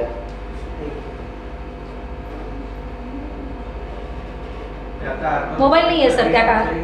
हो त्याच्यामध्ये जे बीट बदलले गेले ती एक्सरसाइज करावं लागेल आता. हो, ती खूप मोठी एक्सरसाइज आहे. ते आमचं चालू आहे डिस्कशन. आता आम्ही कशा पद्धतीने ते करता येईल ते एकदा पहिले बॅकएंडला आम्ही करण्याचा प्रयत्न करू, की बॅकएंडने जर ते शक्य असेल तर बॅकएंडनेच त्या गोष्टी झाल्या पाहिजे. नाहीतर मग आपल्या प्रोजेक्ट लेवलला AWS लेवलला बराचसा प्रश्न आहे सगळं. AWS युजर्स आता नको करायला. आता कोडिंगचं सध्या चालू आहे ना, एकदा कोडिंग करू, करू, select करू. आणि त्याच्यानंतर डिस्कस करून तुम्हाला कळवा. आता सपोज तुम्हाला जर एखादा कॉल आला अंगणवाडी सेविकांचा की बाबा माझं कालपर्यंत या मोबाईल नंबरने लॉग इन होत होतं पोषण ट्रॅकरला, आज होतच नाहीये, की हा मोबाईल नंबर कोणत्याही अंगणवाडी सेंटरसाठी रजिस्टर नाही किंवा नोंदणीकृत नाही, बरोबर, असा जर मेसेज येत असेल तर आपण पहिल्यांदा काय केलं पाहिजे, डॅशबोर्डला गेलं पाहिजे, AWS मास्टर लिस्टमध्ये AWS युजर्समध्ये गेलं पाहिजे. अंगणवाडी सेविकांनी ज्या मोबाईल नंबरचा उल्लेख ते करतात की बाबा या नंबरने मी लॉग इन करत होती आणि याच नंबरने आज लॉग इन होत नाही, तो मोबाईल नंबर इथं इंटर मोबाईल नंबरमध्ये टाकायचा आणि सर्च करायचा. जर त्या मोबाईल नंबरने कुठलं तरी रेकॉर्ड आपल्या सिस्टीममध्ये एक्झिस्ट करत असेल तर ते तुम्हाला दाखवेल की बाबा या नंबरचं रेकॉर्ड सिस्टीममध्ये आहे. आता कोणाचा तरी नंबर सांगा तुम्ही एखाद्या अंगणवाडी सेविकेचा तुमच्या.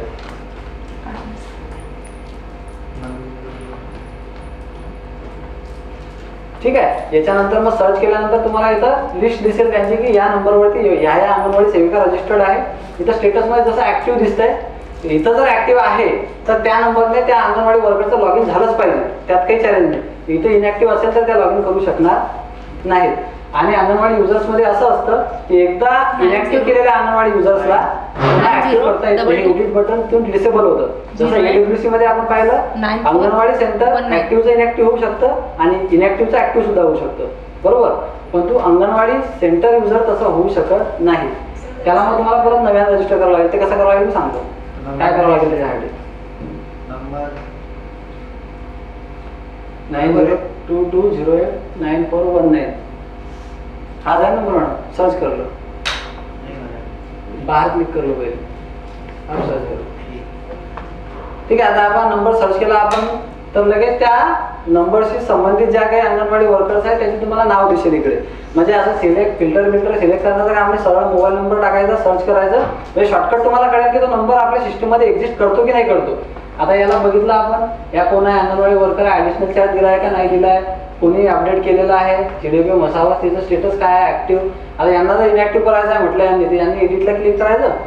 सपोज एखादी अंगणवाडी वर्कर तुमच्या इथून रिटायर्ड झाली, बरोबर, रिटायर्ड झाला म्हणजे त्यांना तुम्हाला इनॅक्टिव्ह करावं लागेल. मग तुम्ही त्यांना सर्च कराल, इथे एडिटमध्ये जाल आणि सरळ काय कराल, इथं स्टेटसमध्ये ऍक्टिव्ह आहे, इथून इनॅक्टिव्ह कराल. इनॅक्टिव्ह झाल्यानंतर इथं सेव्ह कराल. सेव्ह केल्यानंतर ते अंगणवाडी वर्कर जे आहेत इनॅक्टिव्ह. तर सपोज आता यांची जी आपण अंगणवाडी सेंटर सर्च केलं, या अंगणवाडी सेंटरच्या वर्कर ज्या आहेत त्या रिटायर्ड झाल्या असं आपण कन्सिडर करू, समजू असं, बरोबर.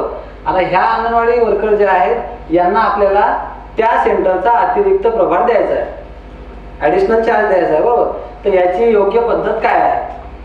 योग्य पद्धत अशी आहे की आपल्याला हे तर सगळी डिटेल या ठिकाणी भरलेली दिसेल की कोणतं अंगणवाडी सेंटर आहे तिथपर्यंत सगळे फिल्टर डिटेल जे आहे ते भरावं लागेल. म्हणजे स्टेट, डिस्ट्रिक्ट, प्रोजेक्ट, सेक्टर आणि anganwadi centre. Anganwadi centre select केल्यानंतर इथं ॲडिशनल चार्जचा एक चेकबॉक्स दिसेल तुम्हाला. ॲडिशनल चार्जचा एक चेकबॉक्स दिसेल. या चेकबॉक्सला तुम्हाला क्लिक करावं लागेल. म्हणजे तेव्हा आम्ही कन्सिडर करू की बाबा या महिलेला अंगणवाडीचा ॲडिशनल चार्ज दिलेला आहे. कारण ही जे अंगणवाडी सेविका आहे हिचं एक रेग्युलर अंगणवाडी सेंटर पण आहे दुसरं शेजारच्या गावचं, आणि हे जे बी वाला जे अंगणवाडी सेंटर आहे हे ॲडिशनल आहे. ए त्यांचं स्वतःचं आहे आणि बी त्यांच्याकडे ॲडिशनल आहे. त्यांचं नाव सेमच आहे. तिकडे ए सेंटरला जे आहे तेच आहे, बी सेंटरला तेच नाव आहे. बरोबर. फक्त आता इथं काय होईल की इथं मोबाईल नंबर चेंज होईल. एका मोबाईल नंबरने दोन ठिकाणी रजिस्टर होऊ शकत नाही. कारण मोबाईल नंबर हा पोषण ट्रॅकर ॲप्लिकेशनसाठी युनिक आयडेंटिटी आहे. बरोबर. User code, user I D ज्याला म्हणतो आपण, की कुठलाही आपलं एखादा प्लॅटफॉर्म असेल तर त्या प्लॅटफॉर्मवरती युजर आय डी हा युनिक असतो. पासवर्ड सेम असू शकतात. आता बऱ्याचदा आपलं काय होतं की आपलं 10 ठिकाणी अकाउंट असतं, 10 ठिकाणी युजर नेम आपले सगळे वेगळे असतात. पासवर्ड आपल्याला सवय असते की आपण एकच ठेवतो सगळ्या ठिकाणी, लक्षात राहायला पाहिजे म्हणून. बरोबर. पासवर्ड आपला प्रत्येक ठिकाणी एक असू शकतो पण तो युजर आय डी युनिक असतो. तशा पद्धतीनं पोषण ट्रॅकरला मोबाईल नंबर हा युनिक आय डी आहे, युनिक युजर आय डी आहे. म्हणजे प्रत्येक अंगणवाडी वर्करचा मोबाईल हा युनिक असेल, वेगळा असेल. एका मोबाईल नंबरने 2 अंगणवाडी वर्कर रजिस्टर असू शकत नाही. याच्यापूर्वी सुरुवातीला जेव्हा लॉन्च झालं होतं तेव्हा त्या काळामध्ये असं झालेलं होतं, कारण कुठलाही चेक असा नव्हता. त्याच्यामुळं ती जी तुमची समस्या होती की या अंगणवाडीचे बेनिफिशरी त्या अंगणवाडीत आणि त्या अंगणवाडीचे बेनिफिशरी या अंगणवाडीत, काय झालेलं होतं की एकाच मोबाईल नंबरने 2 अंगणवाडी सेविका रजिस्टर्ड झाल्या. मोबाईल नंबर पण नाही ठीक आहे, मग त्याचं मॅपिंग चेंज झालेलं असेल, ते मॅपिंग पण सांगतो. पहिला पर्याय हा आहे की एकाच, आता तुम्ही काय केलं, आता तुम्ही ॲडिशनल चार्ज द्यायचा सांगितलं समजा तुम्हाला. तर तुमच्या डोक्यात काय असतं की बा आपण ॲडिशनल चार्ज देतोय तर त्या अंगणवाडी सेविकेचा जो जुना मोबाईल नंबर आहे तोच टाकायचा. आता मी तुम्हाला सांगलं इथे युनिक टाकायचा म्हणून तुमच्या डोक्यात आहे की युनिक टाकायचं आहे. आता मी सांगितलं नसतं तर इथे युनिक टाकलं असतं का? कारण ते ऍक्सेप्ट करत होतं. नाही, दुसरं सेक्टर जर सिलेक्ट केलं मी, दुसरं सेक्टर देते त्याच्यामध्ये मी दिलेला आहे चार्ट दुसरीला, हा, तर तिथं वेगळे वेगळे मोबाईल नंबर सेव्ह केलेले आहेत. सर 96 सर्च करा. नाही ते बरोबर आहे तुमचं. मी तेच सांगायला लागलो तुम्हाला की आता तर आम्ही चेक लावलेला आहे याला की तुम्ही टाकायचा जरी प्रयत्न केला ते घेणारच नाही. मोबाईल नंबर ऑलरेडी एक्झिस्ट म्हणेन त्याला. पण याच्या पूर्वी सुरुवातीला 2 वर्ष आधी जेव्हा लॉन्च झालं होतं पोर्टल तेव्हा तुम्ही जर additional charge same mobile number जरी द्यायचा म्हटलं ते सेव्ह होऊन जात होतं. मग काय झालं, तीच अंगणवाडी सेविका त्यांच्या लॉग इनसाठी त्यांना काय माहिती आहे की आपण कुठल्या सेंटरसाठी लॉग इन करताय किंवा मोबाईल नंबर आपला ॲडिशनलने जरी केलं तर तेच होतं. फक्त त्यांचा भ्रम हा लॉग आउट केलं त्या नंबरने लॉग इन केलं, पासवर्ड तुम्ही वेगळा, याला 1 2 3 4 आणि त्याला 2 4 5 6. बरोबर. पण मोबाईल नंबर एकच. आता याच्यावर सिस्टम असं होतं की मी जसं तुम्हाला THR सांगितलं की जे दिवसातली शेवटची एंट्री अपडेट केली असेल ते कन्सिडर केली जाते. तसं जे शेवटचं युजर आय डी क्रिएट केलेला असेल, जो शेवटचा ज्या सेंटरला मोबाईल नंबर टाकलेला असेल बेनिफिशियरी त्या सेंटरला दिसतात. सपोज आता ए सेंटरला अंगणवाडी सेविका पहिल्यांदा रजिस्टर होती आणि त्याच्यानंतर बी सेंटरला रजिस्टर केली त्याच नंबरने, तर ते बेनिफिशियरी जे आहे ते बी सेंटरला दिसतात, ए सेंटरला दिसत नाही. ए सेंटरला जरी रजिस्टर केले तरी बीलाच दिसतात, बीला जरी केले तरी बीलाच दिसतात. म्हणजे जे लास्ट अपडेटेड आहे त्याच्यामध्ये ते बेनिफिशियरी दिसतात. आता काय होतं की बऱ्याचदा एका सेक्टरमध्ये एका गावाचे 2 नाव असतात. मला पुण्याला होता की एक प्रोजेक्ट आहे, जिल्हा एकच, प्रोजेक्ट 2, गाव दोन्ही प्रोजेक्टमध्ये सेम नावाचे आहेत. प्रोजेक्ट वेगवेगळे परंतु गावाचे नावं सेम आहेत. मग गावाचे नावं सेम असल्यामुळे काय झालं की आता समजा नाशिक 1, आता तिथं अंगणवाडी सेंटर 2 होते, त्यांनी बी नाशिक 1 2 टाकेल, यांनी बी नाशिक 1 2 टाकेल. बरोबर. फक्त प्रोजेक्ट डिफरंट. आता आपण यांना काय केलं की प्रोजेक्ट सिलेक्ट करताना एवढं काही लक्ष दिलं नाही, प्रोजेक्ट सिलेक्ट करून टाकला, सेक्टर सिलेक्ट करून टाकला, अंगणवाडी सेंटर नाव सेम दिसलं, सिलेक्ट करून टाकलं नाशिक 1. बरोबर. आता प्रॉब्लेम काय झाला की यांचे बेनिफिशियरी त्यांच्याकडं, आता प्रोजेक्ट वेगवेगळे असल्यामुळे त्यांना लक्षात येत नव्हतं की बाबा हे बेनिफिशियरी आहे कुठले. आता आपल्या सेक्टरमध्ये असले, आपल्या बीटमधले प्रोजेक्टमध्ये असले लक्षात येते की हे या गावचे बेनिफिशियरी आहे. आता आपल्याला माहित असते की आपल्या तालुक्यात कोणत्या आडनावाचे लोक कोणत्या गावात राहतात. बरोबर. हे आपल्याला माहित असतं. पण आता तालुकाच बदलला म्हणल्यावर त्यांना माहित नाही की बाबा बेनिफिशियरी हे कुठले दिसत आहेत. जेव्हा कॉल आला तेव्हा आपण त्यांचा मोबाईल नंबर सर्च करणं हा सर्वात सोपा पद्धत आहे. मोबाईल नंबर सर्च केला, एडिटमध्ये गेलो, त्यांचं हे चेक केलं मॅपिंग, तेव्हा त्यांना विचारलं की हा तुमचा प्रोजेक्ट आहे, तर माझा प्रोजेक्ट नाही आहे, अंगणवाडी सेंटर हे आहे का, तर हो अंगणवाडी सेंटर हेच आहे. आता त्या दोन्ही प्रोजेक्टमध्ये सेम अंगणवाडी सेंटर होतं, त्यांचं मॅपिंग चुकीचं असल्या कारणानं ते बेनिफिशियरी त्या ठिकाणी दिसत होते. मग आपली जबाबदारी काय की अंगणवाडी सेंटर तेच राहील, हे मॅपिंग चेंज होऊन जाईल इकडून.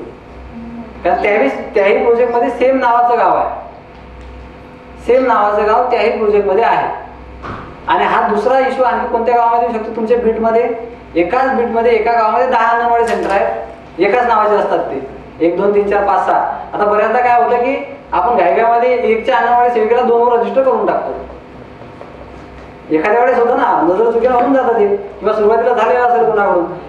त्या अंगणवाडी एका अंगणवाडी सेविकेला तिच्या मोबाईल नंबरने काय केलं, 2 ला रजिस्टर केलं, आणि ज्या 2च्या अंगणवाडी सेविका होत्या त्यांना सुद्धा त्यांच्या मोबाईल नंबरने 2 ला सेव्ह केलं. आता दोन्ही अंगणवाडी सेविका 2 डिफरंट मोबाईलने दाताळा 2 किंवा नाशिक 2 साठी काम करतायत. ते त्यांच्या प्रकल्पातले, त्यांच्या कार्यक्षेत्रातले बेनिफिशियरी रजिस्टर करतात, हे यांच्या कार्यक्षेत्रातले बेनिफिशियरी रजिस्टर करतायत. परंतु शेवटी जे रजिस्टर झालेलं असेल, त्याच्यामध्ये ते बेनिफिशियरी दिसणार, त्याच्यामध्ये ते बेनिफिशियरी त्यांच्या मोबाईलमध्ये ते बेनिफिशियरी दिसणार. त्याच्यामुळे मी सुरुवातीलाच तुम्हाला सांगितलं की जेव्हा अंगणवाडी सेविका पोषण ट्रॅकर ऍप्लिकेशनला लॉग इन करतात तेव्हा त्यांना कन्फर्म नावाखाली जे अंगणवाडीचं नाव असते ते कन्फर्म करायला सांगायचं की बाबा ते तुमच्याच अंगणवाडीचं नाव आहे की नाही ते पुष्टी करा. म्हणजे सुरुवात तुमची तिकडून होऊ शकते. म्हणजे जर तिथंच त्यांना नाव चुकीचं दिसलं तिथंच आयडेंटिफाय की मॅडम बाबा माझं नाव चुकलेलं आहे, तुम्ही बघून घ्या काय आहे. हे मॅपिंग तुम्ही इथे येऊन ते चेंज करू शकता. या ठिकाणी जर मॅपिंग तुम्ही चेंज केली, इथं जे मॅपिंग आहे त्या सेंटरला ते बेनिफिशियरी दिसणार, हे फायनल आहे.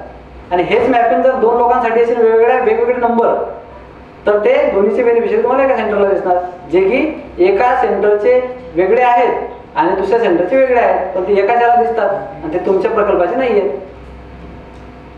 ठीक आहे. असं जर तुमच्याकडे असेल एखादं लाईव्ह उदाहरण तर आपण बघू शकतो की याचे बेनिफिशियरी त्याच्याकडे दिसतात. तर मी सांगते, कंसाई बीट घ्या, कंसाई त्याच प्रोजेक्ट घ्या, माझा बीट नाही येते, कोणाचाही असो, फक्त आपल्याला तुमच्याकडे जर लाईव्ह असेल तर मग आणखी उत्तम समजेल तुम्हाला. आमच्याकडे जळगाव जिल्ह्यात झालं होतं सर असं, तर आम्ही जिल्हा गाव अंगणवाडी कंसाई जिल्हा प्रकल्प मसावा तोच जो होता तोच. सारखी नावं होती गावाची. अंगणवाडी सेंटर मडकानी, ते नंबर नाही सांगू शकत, पण मडकानीचे लाभार्थी नांदे गाव आहे 5 किलोमीटरवर, त्या अंगणवाडीला सापडतात. हो, पण आता हे तुम्हाला एक्झॅक्ट सांगावं लागेल ना, कारण आता आम्हाला माहिती नाही की हे नंतर कोणतं गाव आहे. एक्झॅक्ट तुम्ही विचारू शकता, फोन करून लागलं तर दोघांना आपण पुढचं घेऊया, कारण एक्झॅक्ट असल्याशिवाय सांगता येणार करू लागा असं म्हणून आलेले होते.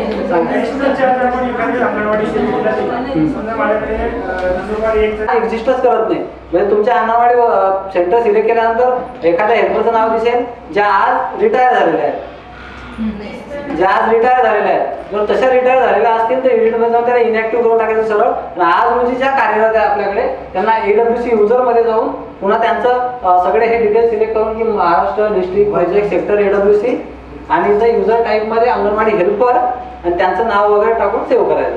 म्हणजे ते ॲज अ अंगणवाडी हेल्पर म्हणून त्या सेंटरला सेव्ह होतील. बरोबर.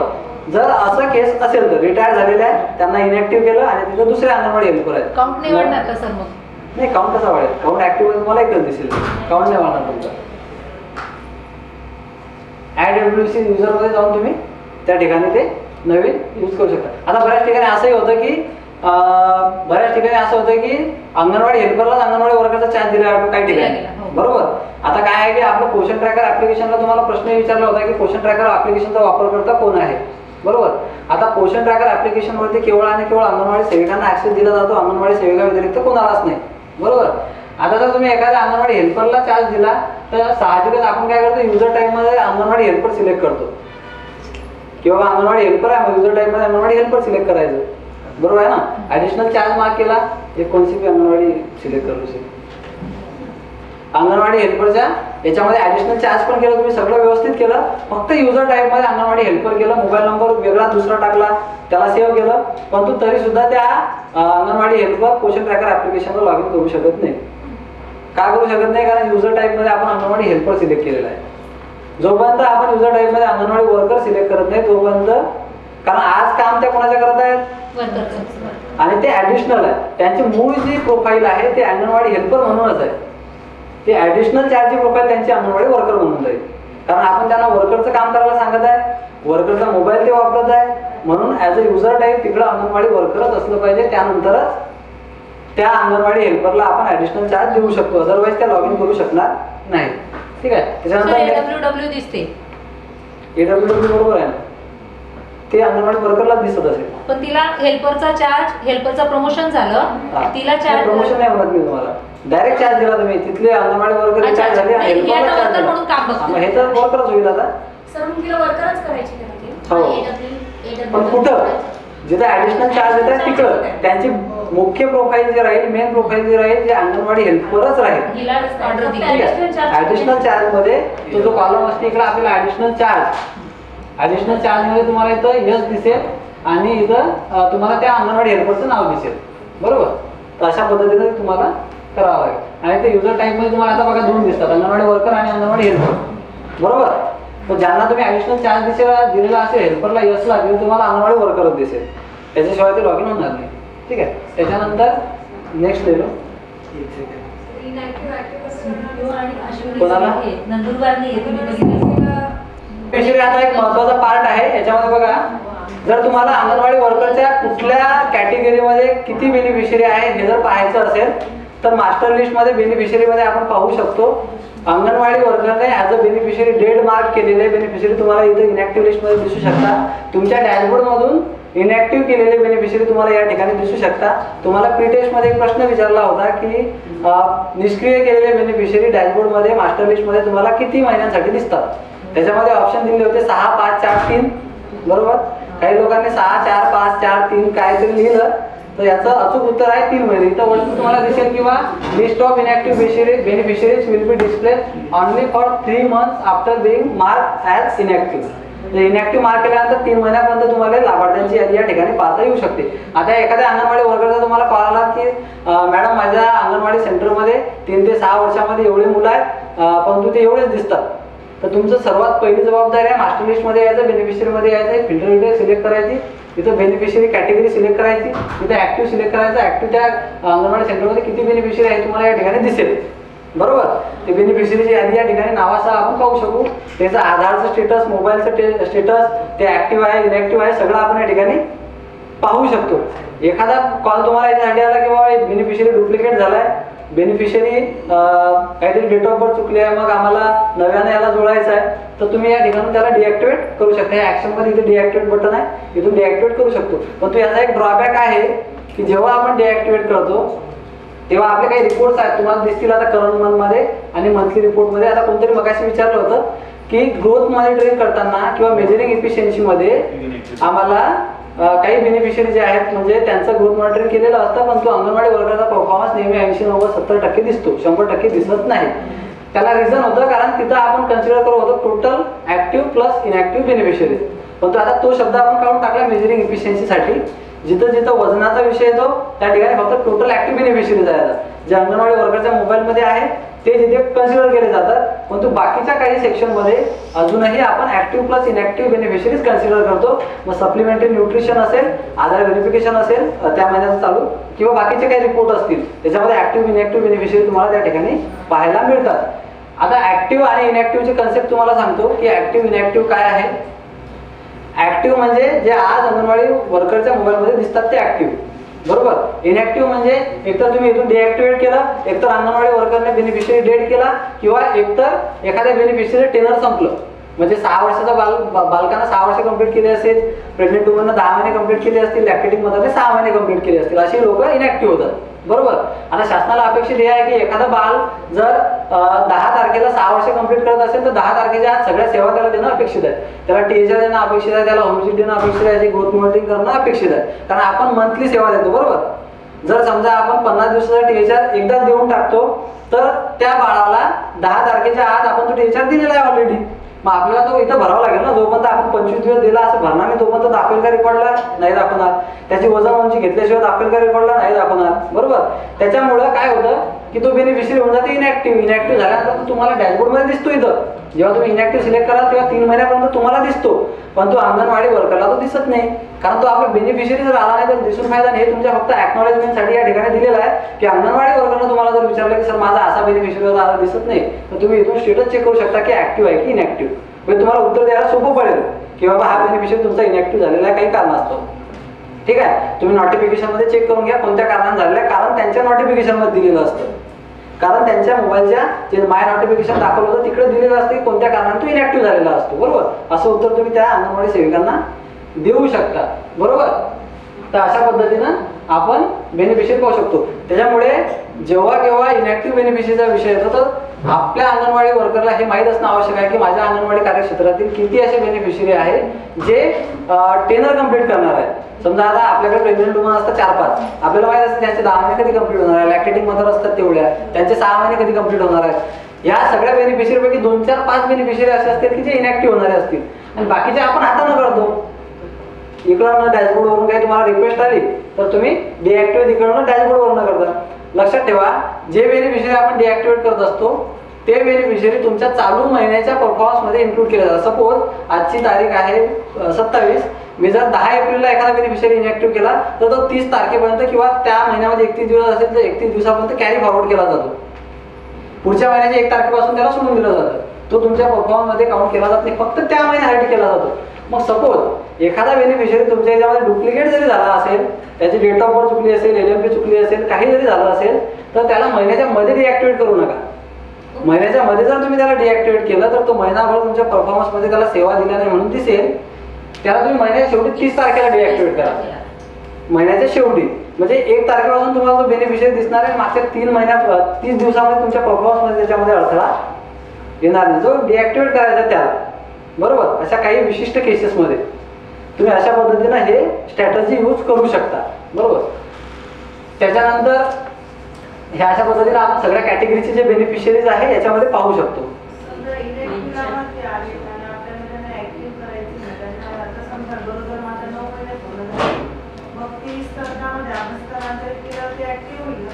तिथे ऍक्टिव्हच राहते ना मॅडम. प्रेग्नेंट वुमन मध्ये सुद्धा ते ऍक्टिव्हच आहे आणि जेव्हा आपण स्थलांतर करतो तेव्हा ऍक्टिव्हच असते, त्याच्यामुळे त्याचा काही प्रश्न नाहीये. पण ज्या बेनिफिशरीचा टेनर कंप्लीट झाला, तो इनॅक्टिव्ह झाला, तो पुन्हा ऍक्टिव्ह नाही होत, कारण तो बेनिफिशरी आपला राहिलाच नाही. ज्या महिलेचे 6 महिने कंप्लीट झालेले असतील त्या परत येण्याचा काही संबंध येतच नाही. बरोबर आहे ना. ज्या बाळाचे 6 वर्ष कंप्लीट झाले असतील ते आपल्या परत ICDSच्या सेवांमध्ये येत नाही, त्याच्यामुळे त्यांना आपण इनॅक्टिव्ह पुन्हा करू शकत नाही. ठीक आहे. आणि एखादा बेनिफिशरी जर इकडे इनॅक्टिव्ह झालेला असेल, तो जर आणखी त्याचं एज टेनर कंप्लीट झालेलं असेल तर त्यांना पुन्हा आपण रजिस्टर करू शकतो.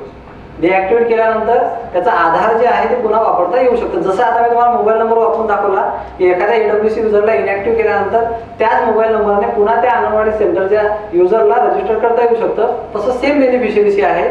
जर तो बेनिफिशरी इनॅक्टिव्ह झाला असेल म्हणजे त्याला इथून इनॅक्टिव्ह केले असेल, एक्सेप्शन आहे बेनिफिशरी डेट. डेट जर मार्क करून इनॅक्टिव्ह झालेला असेल तर आपण त्याला रजिस्टर करू शकत नाही. इकडून जर तुम्ही इनॅक्टिव्ह केलेलं असेल तर मग आपण त्याला रजिस्टर करू शकतो. ठीक आहे. नेक्स्ट पार्ट आहे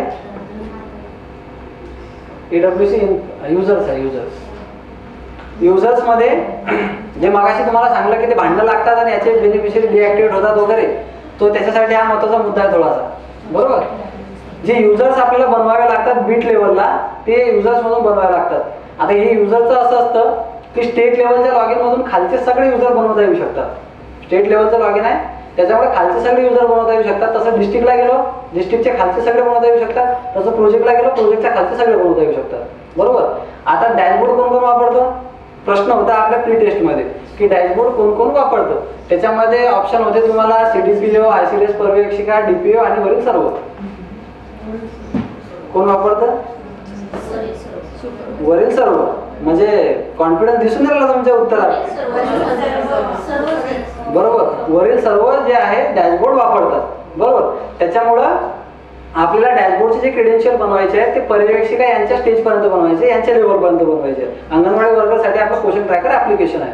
आता सपोज जर तुम्हाला एखाद्या प्रकल्पाचे युजर्स क्रेडेन्शियल बनवायचे आहेत तर आपण काय करणार, ऍड युजर मध्ये जाणार. ऍड युजर मध्ये जाणार. ऍड युजर मध्ये गेल्यानंतर काय करणार की इथून त्यांचं नाव टाकणार. पहिले कोणासाठी बनवत आहे. बेसिकली आपण काय करतो की सेक्टरचं नाव टाकतो. सेक्टरचं नाव टाकतो. तुम्हाला त्या पर्यवेक्षिका मॅडमचं टाकायचं असेल त्यांचं पण टाकू शकता. युजर नेम म्हणून ईमेल ॲड्रेस टाकावा लागतो. तुमचा जो ईमेल ॲड्रेस असेल तो ईमेल ॲड्रेस या ठिकाणी टाकायचा.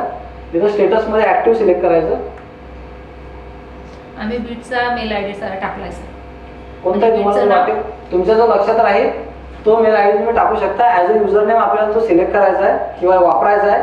तुम्हाला पाहिजे तो ईमेल आयडी तुम्ही त्या ठिकाणी टाकू शकता. इथं काही असं चेक नाही आहे की बाबा तुम्हाला असं काही एक लिंक पाठवली जात नाही, ऍक्टिव्हेशन लिंक वगैरे की ईमेलवर लिंक जाते त्याला क्लिक करावं लागतं किंवा OTP पाठवला जातो तो व्हेरीफाय करावा लागतो. एक नॉमिनल फक्त युजर आयडी म्हणून या ठिकाणी हा ईमेल यूज केला जातो. इथूनच तुम्हाला पासवर्ड सेट करता येतो आणि कुठल्या लेवलचं लॉगिन आहे जसं आपण लेवल सिलेक्ट केलं त्या पद्धतीने इथं हायरार्की येतं. जर आपण सेक्टर लेवल सिलेक्ट केलं तर मग इथून आपल्याला कुठल्या सेक्टरसाठी बनवत आहे त्या सेक्टरपर्यंतची फिल्टर डिटेल तुम्ही सिलेक्ट करावी. तुमचं राज्य सिलेक्ट करा, तुमचा जिल्हा सिलेक्ट करा, तुमचा प्रकल्प सिलेक्ट करा आणि ज्या बीटसाठी आपण बनवत आहे ते बीट सिलेक्ट करा. जेव्हा केव्हा तुम्ही या ईमेल आयडीने आणि या पासवर्डने लॉग इन कराल तेव्हा तुम्ही हे रिंगणगाव जे बीट आहे या बीटची डिटेल तुम्हाला या बीट अंतर्गत जे अंगणवाडी केंद्र येतात त्या अंगणवाड्यांची सगळी माहिती तुमच्या लॉग इन क्रेडेन्शियलमध्ये बघायला मिळेल. जसं आम्ही आता स्टेटचं लॉग इन केलं आहे तर आम्हाला अख्ख्या राज्यातले आम्ही सगळे प्रोजेक्ट पाहू शकतो, सगळे सेक्टर पाहू शकतो, सगळे अंगणवाडी सेंटर पाहू शकतो. तसं तुम्ही तुमच्या बीटचं लॉग इन जर असेल तर तुमचे अंगणवाडी केंद्राच्या खाली काहीच नाही. त्याच्यामुळे अंगणवाडी केंद्र पाहू शकता. प्रोजेक्ट असेल तर प्रोजेक्टवाले CDPO काय करतील की सेक्टर पाहू शकतील आणि अंगणवाडी सेंटर पाहू शकतील. असे खालच्या लेवलला आपण सगळ्या डिटेल्स पाहू शकतो. ही सगळी इन्फॉर्मेशन भरून सेव्ह करावं लागतं. अशा पद्धतीने आपण लॉग इन क्रेडेन्शियल बनवू शकतो. त्यानंतर त्या मॅडम म्हणत होत्या की बाबा आम्ही चेक करतो की कोणत्या सुपरवायझरने लॉग इन केलं आहे की नाही केलं आहे. असं सुद्धा या ठिकाणी आपण चेक करू शकतो. बाहेर चेक करूया. प्रोजेक्ट लेवलला पण हे चेक होतं.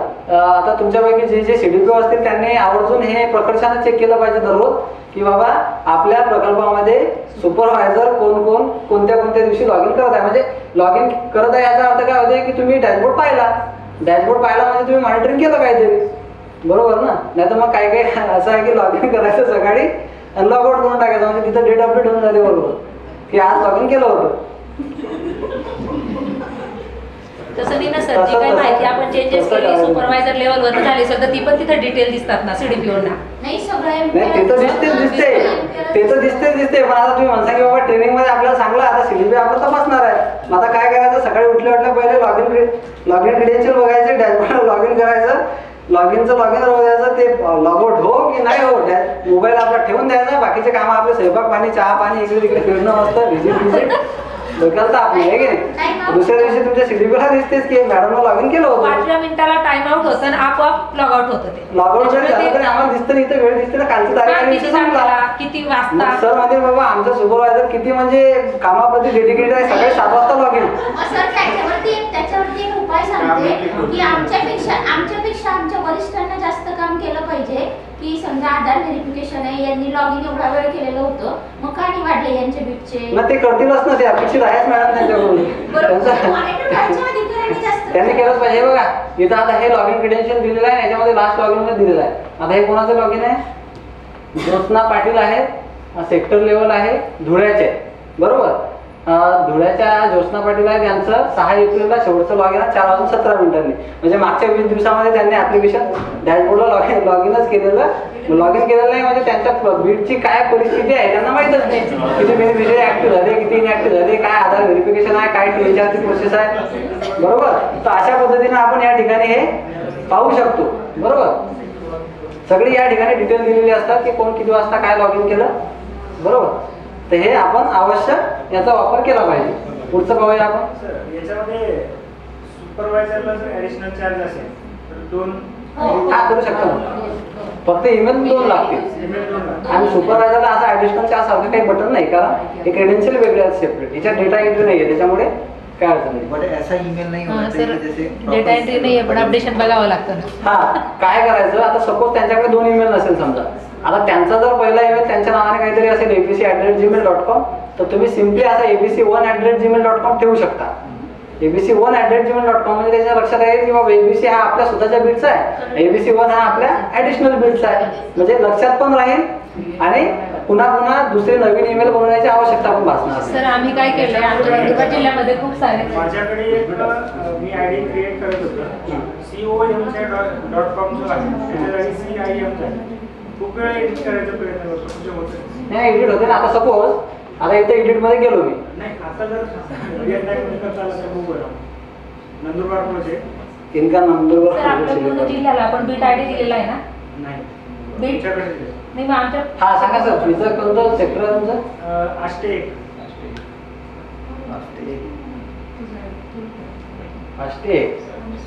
ठीक आहे. हा त्यांचा नाही 2 घ्या. हा ना बरोबर आहे ना. जीमेलच झालेला आहे इथं. जीमेल झालेला आहे इथं चुकलेला आहे. नाही इथं व्यवस्थित आहे ना. CIM झाले COM चे बस इथं हे करायचं बस होत नाही ते होईल ना काय नाही काय अडचण नाही. ह्याच्यावरून होतं सर, प्रकल्पाला होत नाही. हा ईमेल जो आहे ना, हा ईमेल ऑलरेडी आहे म्हणून आता हा ईमेल तुम्हाला बदलावा लागेल. मी त्याआधी सांगतो तुम्हाला, जर आधी ABC असेल तर नेक्स्ट टाकताना ABC 1 टाकायचं. आता इथं जर आपण दुसरा कुठलेही काही टाकून तर ते ऍक्सेप्ट करेल, कारण एकाच युजर नेमने आपण 2 लोकांना रजिस्टर करू शकत नाही. कारण युजर नेम हे युनिक असतं. मी तुम्हाला सांगितलं पोषण ट्रॅकर ऍप्लिकेशन मध्ये मोबाईल नंबर युजर नेम म्हणून वापरतो तर युनिक आहे तो, प्रत्येकाचा वेगळा. ईमेलच लागते तिकडे, ईमेल असला तर बेस्ट आहे. ईमेलच लागेल तिकडे, पण ईमेल तुम्ही कोणताही टाका ना. मी काय म्हणतो, तो एक्झिस्टच असला पाहिजे असं काही नाही आहे ना. तिथं असं काही व्हॅलिडेशन नाहीये, फक्त जे एक्झिस्ट करतात. जसं आता तुम्ही जर असं टाकलं तिथं मुकेश काहीतरी @krishna.com, आता ते घेणार आहे का ते? तिथं तुम्हाला एक्सटेन्शन प्रॉपर लागेल, gmail.com, hotmail.com, ymail.com, yahoo.in, बरोबर. तर फक्त ईमेलचं एक्सटेन्शन त्या ठिकाणी पाहिजे. सर एडिट पण करता येतो. आता यांना अडचण की बदली झाली, माझा ईमेल असला तर काही प्रॉब्लेम नाही, तो एडिट करता येतो. नाही बनवताना बीटच्या नावाचा बनवून घेतला म्हणजे कटकटच नाही. कुणाच्याही पण कडे गेला ते बीटचं नाव तिच्याकडे आहे. सर ईमेल एड्रेस मैंने चेंज किया. 8 ते 2 केलंय, चालेल का? हा चालेल. ऍक्टिव्ह आहे ना सर? गरज पासवर्ड फिर डालना पड़ेगा. क्रिएट करा ना. नाही, क्रिएट करायची गरज नाहीये. हा जुन्या याने जर असतील काम करत तर राहू दे ना. डुप्लिकेट होतं. चालतंय का तुमचं? चालत असेल ना? नाही तो चालत नाही. चालत नाही ना, ते एक्सटेन्शन चुकीचं असल्यामुळे चालत नाही ते. टाइप सिलेक्ट कर लो, टाइप ना सेक्टर लेवल आहे. ठीक आहे, ठीक आहे. आपका पासवर्ड दिख रहा है ना, याद कर लेना. पासवर्ड हा आधा ठेवलेला.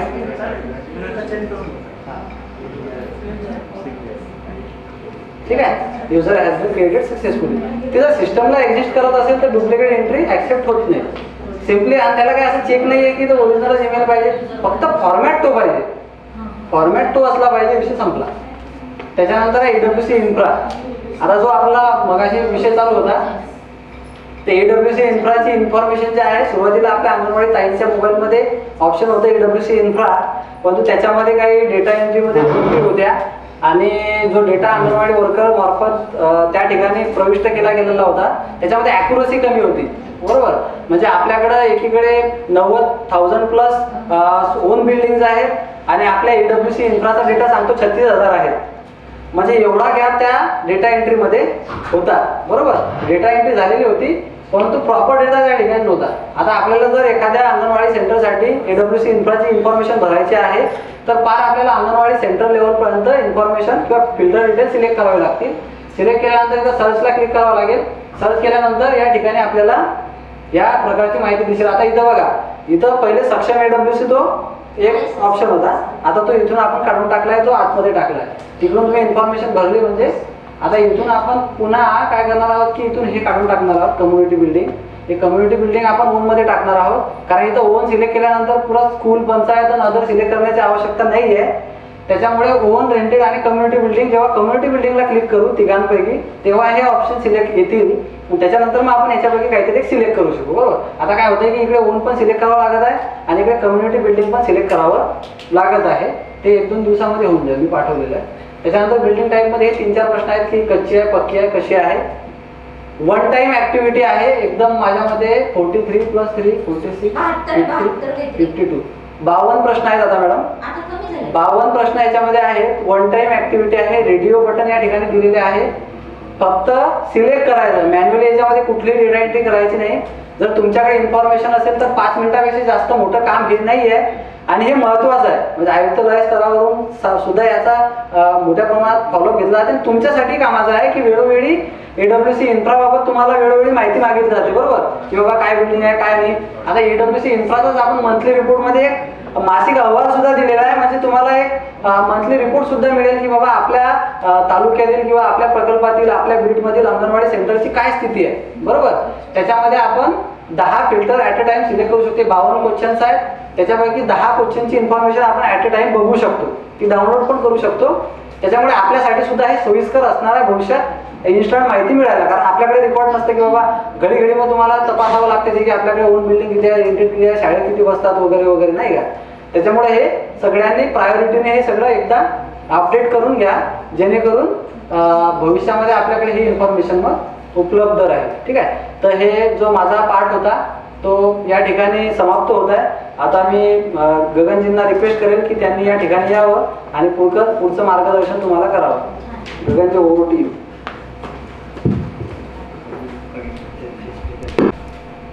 बहुत सारा इंफॉर्मेशन मिल रहा है आप लोगों को, राइट.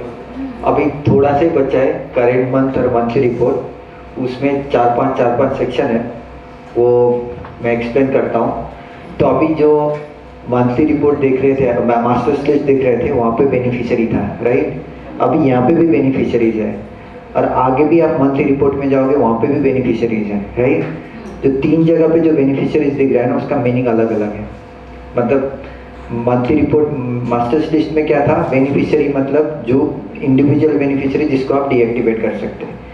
यहाँ पे जो बेनिफिशियरी जो वहाँ पे टोटल करेंट मंथ में कितने एक्टिव है, कितने कैटेगरी वाइज वो दिखेगा, राइट. तो सबसे पहला रिपोर्ट देखते हैं करेंट मंथ में बेनिफिशियरीज का रिपोर्ट.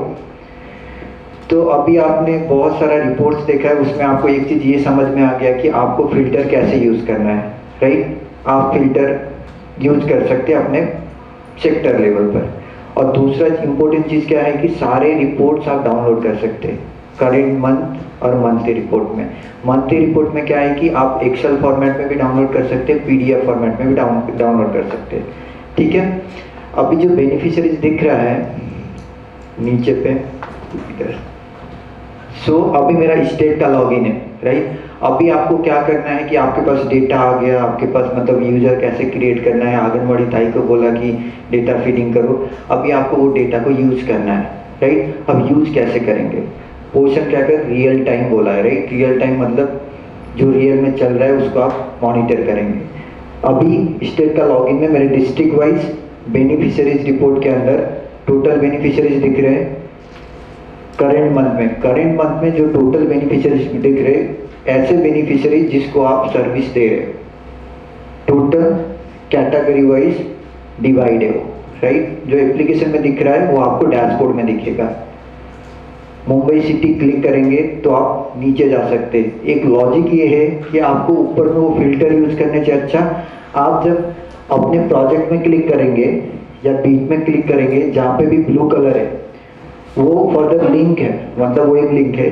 क्लिक करने के बाद आप क्लिक के अंदर प्रोजेक्ट में हो तो मेरे को बीट वाइज चला जाऊंगा, अगर मैं बीट में हूँ तो मैं आंगनवाड़ी सेंटर में चला जाऊंगा. तो ये डायरेक्ट आप क्लिक करके चल जा सकते हैं. तो टोटल बेनिफिशियरीज में अभी मैंने एक पर्टिकुलर सेक्टर चूज किया है, तो सेक्टर में टोटल बेनिफिशियरीज कितने हैं उसके हिसाब से lactating mother, pregnant women, children 0 to 6 months, 6 months to 3 years, 3 to 6 years, right. ये सारा है, ये आपका मेन डिनोमिनेटर है. मतलब जो भी आपके बेनिफिशियरीज है इनके बेसिस पे आपका परसेंटेज कैलकुलेट होगा. जैसे मेरे पास 0 to 6 के बीच में 50 बच्चे मिला के, राइट. अब वो 50 बच्चे के आपके डिनोमिनेटर है, उनमें से कितने का मेजरिंग एफिशिएंसी हुआ, राइट. आज कितने तारीख है उसके हिसाब से कितना होना चाहिए, कितना नहीं हुआ है वो सारा देखेंगे, ठीक है. Next report. अभी मेजरिंग एफिशिएंसी में एक नासिक डिवीजन का डिस्ट्रिक्ट सेलेक्ट करते हैं.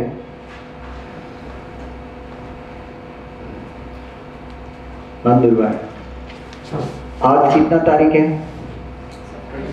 27 है, मतलब मंथ एंड है. तो सारे बच्चे का मेजरमेंट ऑलमोस्ट होना चाहिए 95%, राइट. तो अभी मैंने नंदुरबार डिस्ट्रिक्ट में देखा है प्रोजेक्ट वाइज. तो प्रोजेक्ट वाइज आपका मेजरिंग एफिशिएंसी कितना है, कहीं पे 87%, 84, 98, राइट. और नीचे जाइए तो ओवरऑल 93% है, right. Ideally it will be somewhere around 100%, but overall Nandurbar का मेजरिंग एफिशिएंसी अच्छा है, राइट. अगर आज 27 है, प्रोजेक्ट वाइज एक प्रोजेक्ट में सिर्फ 20% मेजरिंग एफिशिएंसी है, मतलब विच इज वेरी बैड. मतलब मेजरमेंट होना चाहिए था, रिकॉर्डिंग भी होना चाहिए था, वो नहीं है. तो आपको ढूंढने का जरूरत ही नहीं है, रिपोर्ट में आपको सीधा दिख जाएगा. जैसे यहाँ पे 94% है प्रोजेक्ट में, वो 100% की जगह 94 है. तो वो प्रोजेक्ट के अंदर जब हम जाएंगे 94%, तो आपको प्रोजेक्ट के अंदर बीट वाइज दिखेगा. जैसे यहाँ पे एक ऐसा प्रोजेक्ट है सॉरी ऐसा बीट है जिसमें 78% मेजरिंग एफिशिएंसी है, मतलब उसकी वजह से पूरा आपका मेजरमेंट डाउन आ रहा है। अब वो जब बीट के अंदर जाते हैं तो ऐसे 2 आंगनवाड़ी सेंटर से, तो ये पर्टिकुलर सुपरवाइजर को क्या आइडिया हो जाएगा कि और सब आंगनवाड़ी सेंटर अच्छा परफॉर्मेंस कर रहे हैं, मेजरमेंट प्लस रिकॉर्डिंग, बट ये 2 सेंटर है वहाँ पे कुछ काम ही नहीं हो रहा है। तो आपको क्या हो गया, मतलब मान लीजिए 10 तारीख का बात है, 10 तारीख तक 0% मेजरिंग एफिशिएंसी है। इसका मतलब आप वो 2 पर्टिकुलर आंगनवाड़ी सेंटर को कम्युनिकेट कर सकते हैं, एनकरेज कर सकते हैं कि क्यों नहीं हो रहा है, और आप बीजेपी इस हिसाब से प्लान कर सकते हैं, राइट। तो इस वजह से मतलब इस तरीके से आपका क्या होगा, क्वालिटी सर्विस प्लस रिपोर्टिंग बढ़ जाएगा, राइट। ये हो गया आपका मेजरिंग एफिशिएंसी का सेक्शन। अब ये रिपोर्ट है, आप डाउनलोड कर सकते हैं और व्हाट्सएप में शेयर कर सकते हैं कि ये पर्टिकुलर प्रोजेक्ट का ऐसा ऐसा परफॉर्मेंस है। अगर जेन्युइन रीजन की वजह से कुछ प्रॉब्लम्स है तो इट्स योर ड्यूटी, मतलब सुपरवाइजर या सीडीपीओ का ड्यूटी है कि उसको सॉर्ट आउट करना। जैसे कहीं पे स्टूडियोमेट्री है ही नहीं तो जेन्युइन है कि वो कर नहीं पाएंगे, तो आप लोगों का रेस्पॉन्सिबिलिटी की उसका अरेंजमेंट करना, ठीक है। तो ऐसे हम करंट मंथ में एवरीडे मेजरिंग एफिशिएंसी को देख के इम्प्रूवमेंट कर सकते हैं, ठीक है। और दूसरा बहुत इंपॉर्टेंट पॉइंट ये है कि डेटा रिपोर्टिंग होना इज वेरी इंपॉर्टेंट। उससे भी ज़्यादा इंपॉर्टेंट है कि आपका मेजरमेंट और सर्विस डिलीवरी। अगर आपका मेजरमेंट ही नहीं हो रहा है और यहाँ पे 100% दिख रहा है तो वो मीनिंग ही नहीं है। हम लोगों को दिखेगा कि 100% है, मैं स्टेट से आके हर एक आंगनवाड़ी सेंटर को मैं मॉनिटर नहीं करूँगा, बट सुपरवाइजर क्या कर सकती है कि 2 तारीख में ऐसे 3 सेंटर है जिसने 100% कर दिया, सच में हो रहा है या नहीं हो रहा है, तो you can plan the visit, see actually हो रहा है तो गुड, नहीं हो रहा है तो आप उनको एम्पावर करोगे कि मेजरमेंट करो एंड देन रिपोर्ट करो, ठीक है। नेक्स्ट सेक्शन ये है अभी आपका करंट मंथ में AWC मॉनिटरिंग, ठीक है, डेली मॉनिटरिंग वाला सेक्शन है। यहाँ पे क्या है कि जो आपने आंगनवाड़ी सेंटर खुला है कि नहीं, अटेंडेंस, जो भी इंडिकेटर्स है, टोटल आंगनवाड़ी सेंटर ओपन, ऊपर में चले जाना एक बार, जो फिल्टर है आप कल तक का डेटा देख सकते हो डे वाइज, राइट। 26, 25, 24, 23 सारा डेज वाइज डेटा देख सकते हैं। अगर ऐसा पर्टिकुलर आंगनवाड़ी सेंटर है आपके बीट में जिसका हर दिन अटेंडेंस ही 0 है, दैट मीन्स प्रॉब्लम है। मतलब मैं क्या बोलना चाह रहा हूँ कि आप इस डैशबोर्ड को देख के सीधा प्लान कर सकते हो कि किसको टारगेट करना है, राइट। तो अभी जैसे एक डिस्ट्रिक्ट खोल लेते हैं हम लोग, धुले। तो धुले 1 में 171 आंगनवाड़ी सेंटर से, उनमें से कल 153 ओपन थे, मतलब ऑलरेडी गैप हो गया आपका, राइट। तो उसमें से 7, 8, 4, 9, 3 to 6 ईयर्स एज ग्रुप के बच्चे हैं, जिसमें से 5000 बच्चे ने आंगनवाड़ी सेंटर कल अटेंड किया गया, और उसके बाद उसमें से ऑलमोस्ट 8000 में से 5000 को मॉर्निंग स्नैक्स मिला है, और उसी 8000 में से 4900 को SCM मिला है, राइट। और उसके बाद प्री स्कूल एजुकेशन कंडक्ट किया गया है सिर्फ 84 सेंटर्स में, राइट। तो आपको ऑलरेडी दिख रहा है कहाँ पे गैप कितना है और आपको कैसे प्लान करना है, राइट। अगर आप हर दिन भी ये रिपोर्ट देखते हैं और उसके हिसाब से जो टारगेटेड सेंटर्स है उसको आप टारगेट करेंगे तो आई थिंक बेटर परफॉर्मेंस होगा, ठीक है। तो ये हो गया, आपको मैंने प्रोजेक्ट वाइज दिखाया। आप ड्रिल डाउन कर सकते हैं बीट में, बीट के अंदर आंगनवाड़ी सेंटर्स, ठीक है। तो एक बीट सेलेक्ट करेंगे तो आपका आंगनवाड़ी सेंटर्स वाइज डेटा आ जाएगा। तो ये आपका डेटा आ जाएगा, जैसे किसी सेंटर में 000 है तो सुपरवाइजर्स को इजी है ना, ये वाला पर्टिकुलर आंगनवाड़ी सेंटर्स में कल कुछ हुआ ही नहीं, क्यों नहीं हुआ है, क्या प्रॉब्लम्स है, राइट। ये हो गया आपका daily monitoring section. Next section, ये थोड़ा सा ये बता दो ये क्यों हुआ, वो उन्होंने सबमिट बटन भी क्लिक किया, हाँ। बॉक्स भी क्लिक किया। अब एक पॉसिबल रीजन क्या हो सकता है, आपने कॉल किया आंगनवाड़ी ताई को कि तुमने कल भी सबमिट नहीं किया, परसों भी सबमिट नहीं किया, आपका 0 दिख रहा है कल के लिए, तो वो बोलेंगे कि मैंने तो किया है, टिक मार्क सब में किया है मैडम, मैं आपको दिखा सकती हूँ। कल का वो दिखा नहीं सकते बट सिविल से कि हाँ मैंने किया है। तो जो सुबह उन्होंने सर ने दिखाया था कि आपने टिक किया, टिक करने के बाद आपको सबमिट बटन क्लिक नहीं किया तो आपका ये 000 दिखेगा। तो आपने अटेंडेंस मार्क करने के बाद सबमिट बटन क्लिक करना है। तो ये छोटे छोटे चीज़ ना उन लोगों को पता नहीं है, तो आप लोगों को बताना पड़ेगा जो अभी आपका नीचे लेवल का जो ट्रेनिंग होगा उसमें, ठीक है। जैसे यहाँ पे एक बार डेट चेंज कर दीजिए, जैसे 26 है, अभी आप हर एक दिन का देख सकते हैं। आज को छोड़ के आपका एक क्वेश्चन भी था शायद प्री टेस्ट में, राइट, कि अब इंडिकेटर्स कब तक कल तक का देख सकते हैं कि एग्जैक्टली क्या चल रहा है, ऐसा एक क्वेश्चन था आपके पास, ठीक है। नेक्स्ट सेक्शन,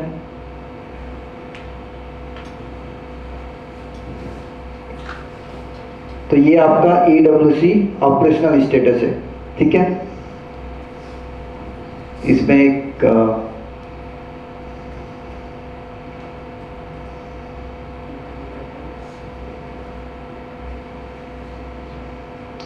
ठीक है। अभी आइडियली आंगनवाड़ी सेंटर अगर 30 दिन है, राइट, मंथ में ऑन एन एवरेज 30 डेज होता है, 4 डेज ऑफ है, गवर्नमेंट हॉलीडे नहीं है, तो 26 डेज ओपन होना चाहिए, राइट। बट यहाँ पे हम क्या करते हैं कि लाइक जैसे नॉर्मली जब हम इंडिकेटर का बात करते हैं तो आंगनवाड़ी सेंटर 21 दिन खुला है कि नहीं, आंगनवाड़ी हेल्पर का इंसेंटिव किस पे बेसिस पे डिफाइन करते हैं। अगर सेंटर 21 दिन तक खुला है तो आंगनवाड़ी हेल्पर को इंसेंटिव मिलेगा। अगर आंगनवाड़ी ताई 80% मेजरिंग एफिशिएंसी करती है और 60% होम विजिट कंप्लीट करती है तो मंथली इंसेंटिव के लिए एलिजिबल होती है, जो आपको प्री टेस्ट में भी पूछा गया था। तो अभी क्या है, आज ऑलमोस्ट 27 तारीख हो गया, तो 27 तारीख हो गया है, आपका ये सेंटर्स देखिए परफॉर्मेंस, जैसे कोई 18 डेज खुला है, कोई 20 डेज खुला है, कोई एकदम 14 डेज खुला है। जो 14 डेज खुला है आइडियली ये था कि वो भी जितना अगर 22 डेज तक खुला होना चाहिए था वो नहीं है ना, तो वो क्यों नहीं है, राइट। अगर मैं ये 10 तारीख को रिपोर्ट देख रहा हूँ, आज मैं 27 को देख रहा हूँ, जब 10 तारीख को देख रहा हूँ 2 दिन का छुट्टी है, तो आइडियली सारे सेंटर 8 दिन तक खुला होना चाहिए। तो अगर आप 10 तारीख को इंटरवेंशन कर रहे हैं कि किसी सेंटर सिर्फ 2 दिन खुला है, तो आप 10 तारीख से उसको फॉलो अप करके आगे के जो 20 दिन है, 18 दिन है, उसका इम्प्रूवमेंट कर सकते हैं। उसके लिए क्या लगेगा, उसको बस एक बटन क्लिक करना है आफ्टर ओपनिंग द सेंटर, ठीक है। तो ये आपका करंट मंथ में हर एक दिन चेक करना है, राइट, तभी जाके आपका मंथली रिपोर्ट इम्प्रूवमेंट होगा, नहीं तो आपका मंथली रिपोर्ट भी पुअर होगा, उनका इंसेंटिव भी कट जाएगा, राइट, मॉनिटरिंग भी अच्छे से नहीं होगा।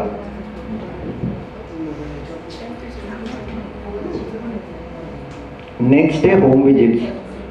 होम विजिट्स में भी सेम है, आपके पास टोटल आंगनवाड़ी सेंटर्स दिया गया है। आंगनवाड़ी सेंटर के बाद टोटल उस आंगनवाड़ी सेंटर में आंगनवाड़ी ताई को कितना होम विजिट करना है पर्टिकुलर मंथ में, उसके बाद उन्होंने कितना कंप्लीट किया है, राइट, वो दिया गया है, राइट। अभी मंथ एंड है, मतलब मैं मॉनिटरिंग के आप कैसे काम करोगे उस तरीके से बात कर रहा हूँ। अभी ऑलमोस्ट मंथ एंड है, किसी पर्टिकुलर आंगनवाड़ी सेंटर को 30 मतलब होम विजिट करना है, ऐसा टारगेट दिया गया है, एंड इट्स ऑलरेडी आज 27 तारीख और 30 में से 2 ही किया है, तो मतलब बहुत बड़ा गैप है सर्विस चले, मतलब होम विजिट हुआ नहीं और रिपोर्ट भी नहीं हुआ, राइट। 27 को आप चेक कर रहे हैं, सिर्फ 2 हुआ है, तो आइडियली अगर वो 5 तारीख को चेक करोगे कि सिर्फ 2 हुआ है या 10 तारीख को 3 हुआ है, तो उसी टाइम से आपको फॉलो अप लेना है। और फॉलो अप लेने के लिए क्या कीजिए, आपके पास रिपोर्ट डाउनलोड कर सकते हैं या स्क्रीनशॉट लीजिए या उसी आंगनवाड़ी सेंटर्स को आप कम्युनिकेट कीजिए। सप्लीमेंट्री न्यूट्रिशन सेक्शन, अभी सप्लीमेंट्री न्यूट्रिशन सेक्शन में pregnant women 6 months to 3 years, adolescent girls, lactating mothers हम क्या देते हैं, THR देते हैं। 3 to 6 years को क्या देते हैं हम लोग, हॉट कुक मिल देते हैं, राइट। और हमारा रूल क्या है कि 50 डेज में एक बार ही असाइन करते हैं THR का, राइट। तो पोषण ट्रैकर में मतलब द आइडिया इज 25 दिन का आप एक बार अपडेट करेंगे, एडमिनिस्ट्रेटिव वाइज आपको 50 दिन का एक बार देना है, बट पोषण ट्रैकर का जो रूल है उसमें हम 25 दिन का एक बार अपडेट करेंगे। अभी रिपोर्ट देख रहे हैं पर्टिकुलर डिस्ट्रिक्ट में प्रोजेक्ट वाइज, आपके pass total beneficiaries pregnant women category में कितने हैं? 1785 पहला प्रोजेक्ट में, ठीक है। उनमें से 1022 को एक दिन का THR मिला है, ठीक है, और 21 डेज का THR मिला है 1019, ठीक है। आइडियली ये दोनों नंबर सेम होना चाहिए, क्योंकि हम एक दिन का, 2 दिन का, 3 दिन का ऐसे नहीं देते, हम 25 दिन का देते, राइट। तो 25 दिन का दे रहे हैं तो that number should match with 1 day. आप थोड़ा सा बता देंगे, उसको बताना है तो। हां, याच्यामध्ये काय असतं की आपण जो THR देत आहे तो 101% 25 दिवसासाठी देत आहे. आपल्याकडे असं मॉडेल नाही की आपण दररोज THR देतो म्हणून, बरोबर. त्याच्यामुळे आयडियली हा जो तुमचा नंबर आहे ॲटलिस्ट 1 डे आणि ॲटलिस्ट 21 डे हा दोन्ही मॅच असला पाहिजे. कारण ॲटलिस्ट 21 डेज मध्ये सुद्धा आपले तेवढेच बेनिफिशियरी येतील आणि ॲटलिस्ट 1 डे मध्ये सुद्धा आपले तेवढेच बेनिफिशियरी येतील. आता कुठल्या तरी हे जे 3 तुम्हाला इथे गॅप दिसत आहे, तर 3 बेनिफिशियरी साठी कुठल्या तरी अंगणवाडी वर्करने काय केलंय की 21 दिवसापेक्षा कमी डेज टाकले तिकडे THR मध्ये. म्हणजे 20 टाकले असतील, 18 टाकले असतील, 15 टाकले असतील, काहीतरी टाकलं असेल त्यांनी किंवा 1 टाकलं असेल. म्हणून त्या ठिकाणी ते ॲटलिस्ट 1 डे मध्ये तुम्हाला 1022 दिसत आहे आणि 21 डेज मध्ये 1019 दिसत आहे. त्याच्यामुळे आपण इथं सुद्धा हे क्रॉस व्हेरीफाय करू शकतो. जिथं तुम्हाला गॅप दिसत असेल त्या अंगणवाडी सेविकांना तुम्ही ते करेक्ट करायला सांगू शकतो. शेवटी मग जेव्हा तुमचा रिपोर्ट बनेल तेव्हा त्या बेनिफिशियरीला कमी दिवसांचा THR दिलेला आहे असं दिसेल. आता अंगणवाडी सेंटरला तर 50 दिवसांचा आलेला आहे, मग त्यांनी कसं बाबा त्यांना 47 किंवा 48 दिवसांचा दिला? ते पॅकेट असतं ना, ते तर पॉसिबलच नाहीये. त्याच्यामुळे आयडियली तिकडे 25च असलं पाहिजे आणि ते आकडे दोन्ही सेम असले पाहिजे. बघा खाली 337, 200, 200, 71, 71, 768, 768, बरोबर. म्हणजे त्यांनी डेटा एंट्री व्यवस्थित केली आहे, पण पहिल्या त्या प्रोजेक्टमध्ये डेटा एंट्री चुकीची झाली आहे. ठीक आहे, ठीक आहे. वॅक्सिनेशनच्या वेळेस रजिस्ट्रेशन जर तिचं उशिरा झालं असेल, समजा आता इथं त्या 3 महिला कदाचित असं हा एक, कारण मला एक हे झालेलं आहे, समजा जे लसीकरण सत्र आहे तिचं जर समजा 10 तारखेला किंवा 11 तारखेला आहे आणि त्याच्यानंतर तिला त्या महिन्याचा पूर्ण दाखवू शकत नाही ना, मग तिचं रजिस्ट्रेशन जर ती 11 तारखेला करते. जर तुम्ही 11 तारखेला जरी घेतलं तर तुमच्याकडे असं प्रोविजन आहे का की ते THR नाही, आपण तसं तर देतच नाही, ते दाखवावंच लागेल ना तुम्हाला, कारण डेट तर देताना 25 हे करतो, पण मग किती दिवस? त्यांचं म्हणणं बरोबर आहे, कारण ती जर रजिस्टर आणि 24 तारखेला करतोय, 24 तारखेला करतोय, 24च्या पुढचे 25 दिवस ह्या महिन्याचे मागचे नाही धरले जाणार. मॅडम तसं नाहीच, ते तसं सिस्टम नाही मॅडम. ते तुम्ही ज्या तारखेला एक सेकंड ना, वो बता रहे हैं. आम्ही ऑफलाईन हे रेकॉर्ड ठेवलं आता इतक्या वर्षांपासून. तर आम्ही जर 24 तारखेला एखाद्या मातेला नोंदवलं असेल तर आम्ही 24 तारखेपासून तिला आहार वाटप सुरू करू, कारण त्याच्या आधी ती आमच्याकडे रजिस्टर्ड नव्हतीच. त्याच्यामुळे तिला आम्ही मागच्या 23 तारखेपर्यंत आहार देण्याचा प्रश्नच नाही. 24 पासून पुढे महिनाभर 25 दिवस. तुम्हाला जर तसं टाकायचं असेल तर मग 24 पासून पुढचे 25 दिवस तुम्हाला एक दिवस टाकावं लागेल. तसंच करावं लागेल, नाही तर पुढे जाऊन जास्तीच्या म्हणजे तिच्या पुढे ते जास्तीचे मागचे अशा काही ज्या रेअर केसेस आहेत तुम्हाला ते 100% एक टाकावं साऱ्या लागेल. नाही आहेत, या 1-2 लोकांसाठीच असू शकतं ते. पण बेसिकली नवीन नोंदणी 25 दिवस टाकलं पाहिजे आपल्याला. म्हणजे माझं म्हणणं असं आहे की सगळ्या मातांची तारीख एकसारखी येणार नाही. मुलांची येते पण जी गरोदर माता आहे तिची एक तारीख सारखी येत नाही. मग तुम्हाला त्या ठिकाणी तसं करावं लागेल, त्याच्याशिवाय तुम्हाला पर्याय नाही. कारण बेसिकली आपल्याकडं पॅकेटच आहे, त्याच्यामुळे आपण चिल्लर असं THR देऊ शकत नाही. पॅकेट असलं हा, पण तुम्ही त्यांचं जे टाइम लाईन आहे ते तुम्ही कन्सिडर करतात बघा, 24 ते पुढचे 23 पर्यंत तो महिना कन्सिडर करता आणि ते 25 दिवस तुम्ही त्या पद्धतीने कन्सिडर करता. पण आयडियली पोषण ट्रॅकर मध्ये तसं होत नाही.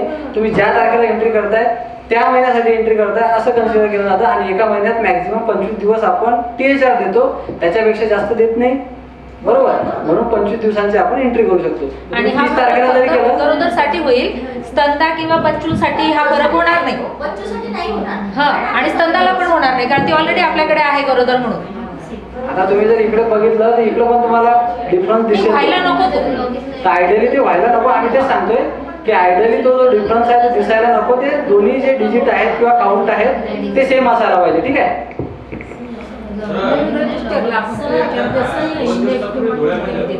हाँ बोलिए. मार्च और अप्रैल का जो THR है वो अभी ड्रॉप हो रहा है, तो मार्च का कैसे लिखेगी? वो एडमिनिस्ट्रेटिव हमने जो आप बता दो. तो ऍडमिनिस्ट्रेटिव्ह पार्ट आहे. कारण याच्यामध्ये काय आहे माहिती आहे का, तुमचा मंथली रिपोर्ट बनतो सरळ. आता जर मी तुम्हाला मार्च मध्ये तुम्ही दिलेलाच नाहीये, 7 तारखेला तुमचा रिपोर्ट बनला, 7 तारखेला तुमचा रिपोर्ट बनला आता मार्च महिन्याचा रिपोर्ट पुन्हा बनेल का भविष्यामध्ये? बनणार नाही, कारण तो एकदाच बनतो. जर आता तुम्ही एंट्रीज केली नाही याचा अर्थ असा होईल की तुम्ही त्या बेनिफिशियरी टीएचआर दिलाच नाही. मग ते तुमच्यावर डिपेंड करतं आणि बॅकडेट एंट्री करू शकत नाही, कारण तुमचा एमपीआर ऑलरेडी बनलेला आहे त्या महिन्याचा. आयडियली हे एंट्री होऊ शकत नाही. आणि जर तुम्ही देणार, आणि शक्यतो शासनाला असं अपेक्षितच नाही आहे की कोणता बेनिफिशियरी त्या महिन्यामध्ये बाबा वंचित राहावा. आता सपोज तुम्ही जर सांगता की मार्च महिन्याचा एप्रिलमध्ये येतोय, याचा अर्थ मार्च महिन्यामध्ये ती महिला वंचित आहे. मार्च महिन्यामध्ये ती वंचित आहे ना. हा, तर ते सिस्टमचा ड्रॉबॅक आहे. ते सिस्टम आपल्याला कुठेतरी दुरुस्त करावं लागेल. त्याला आपण ऍप्लिकेशन काही नाही करू शकत, टेक्नॉलॉजी त्याला काही करू शकत नाही. हा गॅप आपल्या याच्यामध्ये ऍडमिनिस्ट्रेशन मध्ये आहे, त्याच्यामुळे तो आपल्या लेवलवरच आपल्याला सोडावा लागेल. ठीक है, नेक्स्ट सेक्शन.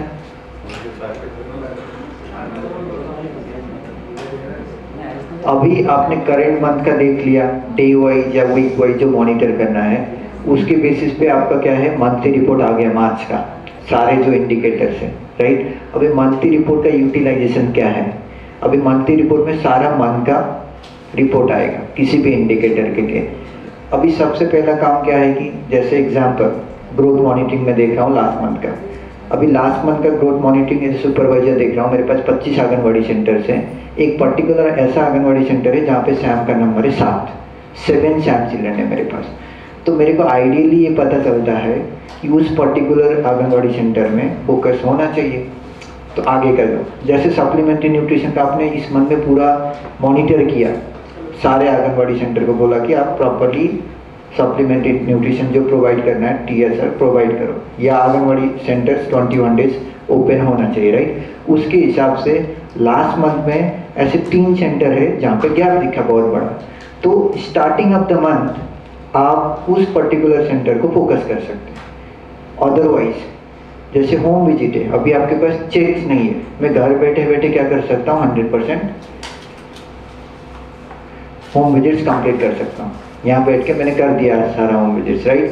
अब दूसरा क्या है कि आप पूरा तो देख रहे हो, कहीं पे बहुत अच्छा हो रहा है, राइट. वो 3 या 5 आंगनवाड़ी सेंटर को भी आप रैंडमली कि like let's plan a visit, क्योंकि लास्ट मंथ में इन्होंने बहुत अच्छा परफॉर्म किया, तो उस तरीके से सच में रियल में गुड है या मतलब डेटा में गुड है, that also you can monitor. तो वो सारे रिपोर्ट्स आपको यहाँ पे दिखेंगे.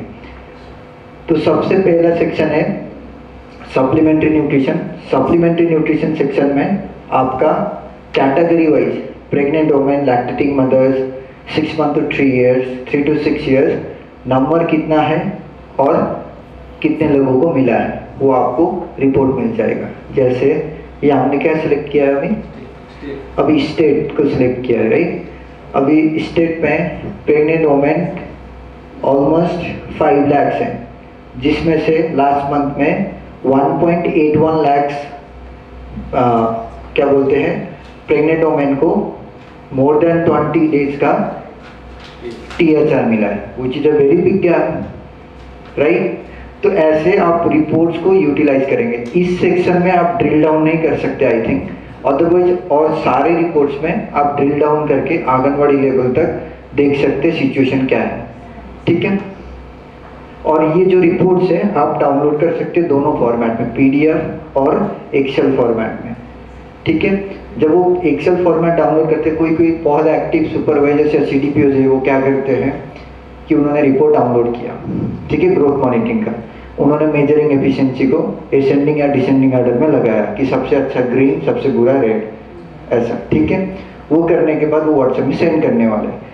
फाइल का जो एक्सटेंशन है .csv है, जब CSV फाइल में आप काम कर रहे हैं तो वो सेव करने के बाद Ctrl+S किया तो सेव नहीं होता है, तो आपको XLS फॉर्मेट में सेव करना पड़ेगा. नहीं तो आपने 2 घंटा बैठ के किया, उसके बाद सेंड करने वाले थे, डेटा सेव ही नहीं है, तो वो ध्यान रखना, ठीक है.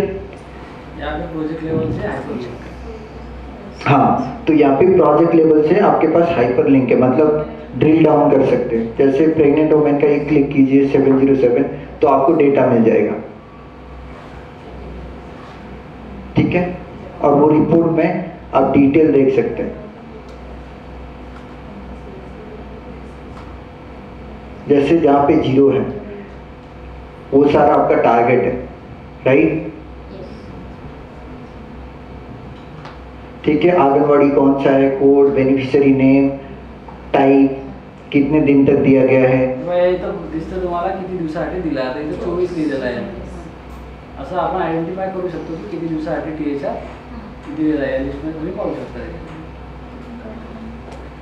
ठीक है, नेक्स्ट. अभी क्या था कि प्रेग्नेंट वुमेन, एडोलेसेंट गर्ल, उनके लिए क्या था, हमने हेमोग्लोबिन लेवल मार्क किया था पोर्शन ट्रैकर एप्लीकेशन में. वो हेमोग्लोबिन लेवल कहाँ से मार्क किया था, एमसीपी कार्ड्स या हेल्थ के जो रिकॉर्ड्स होंगे वहाँ से, राइट, क्योंकि आंगनवाड़ी ताई मेजर नहीं करती है.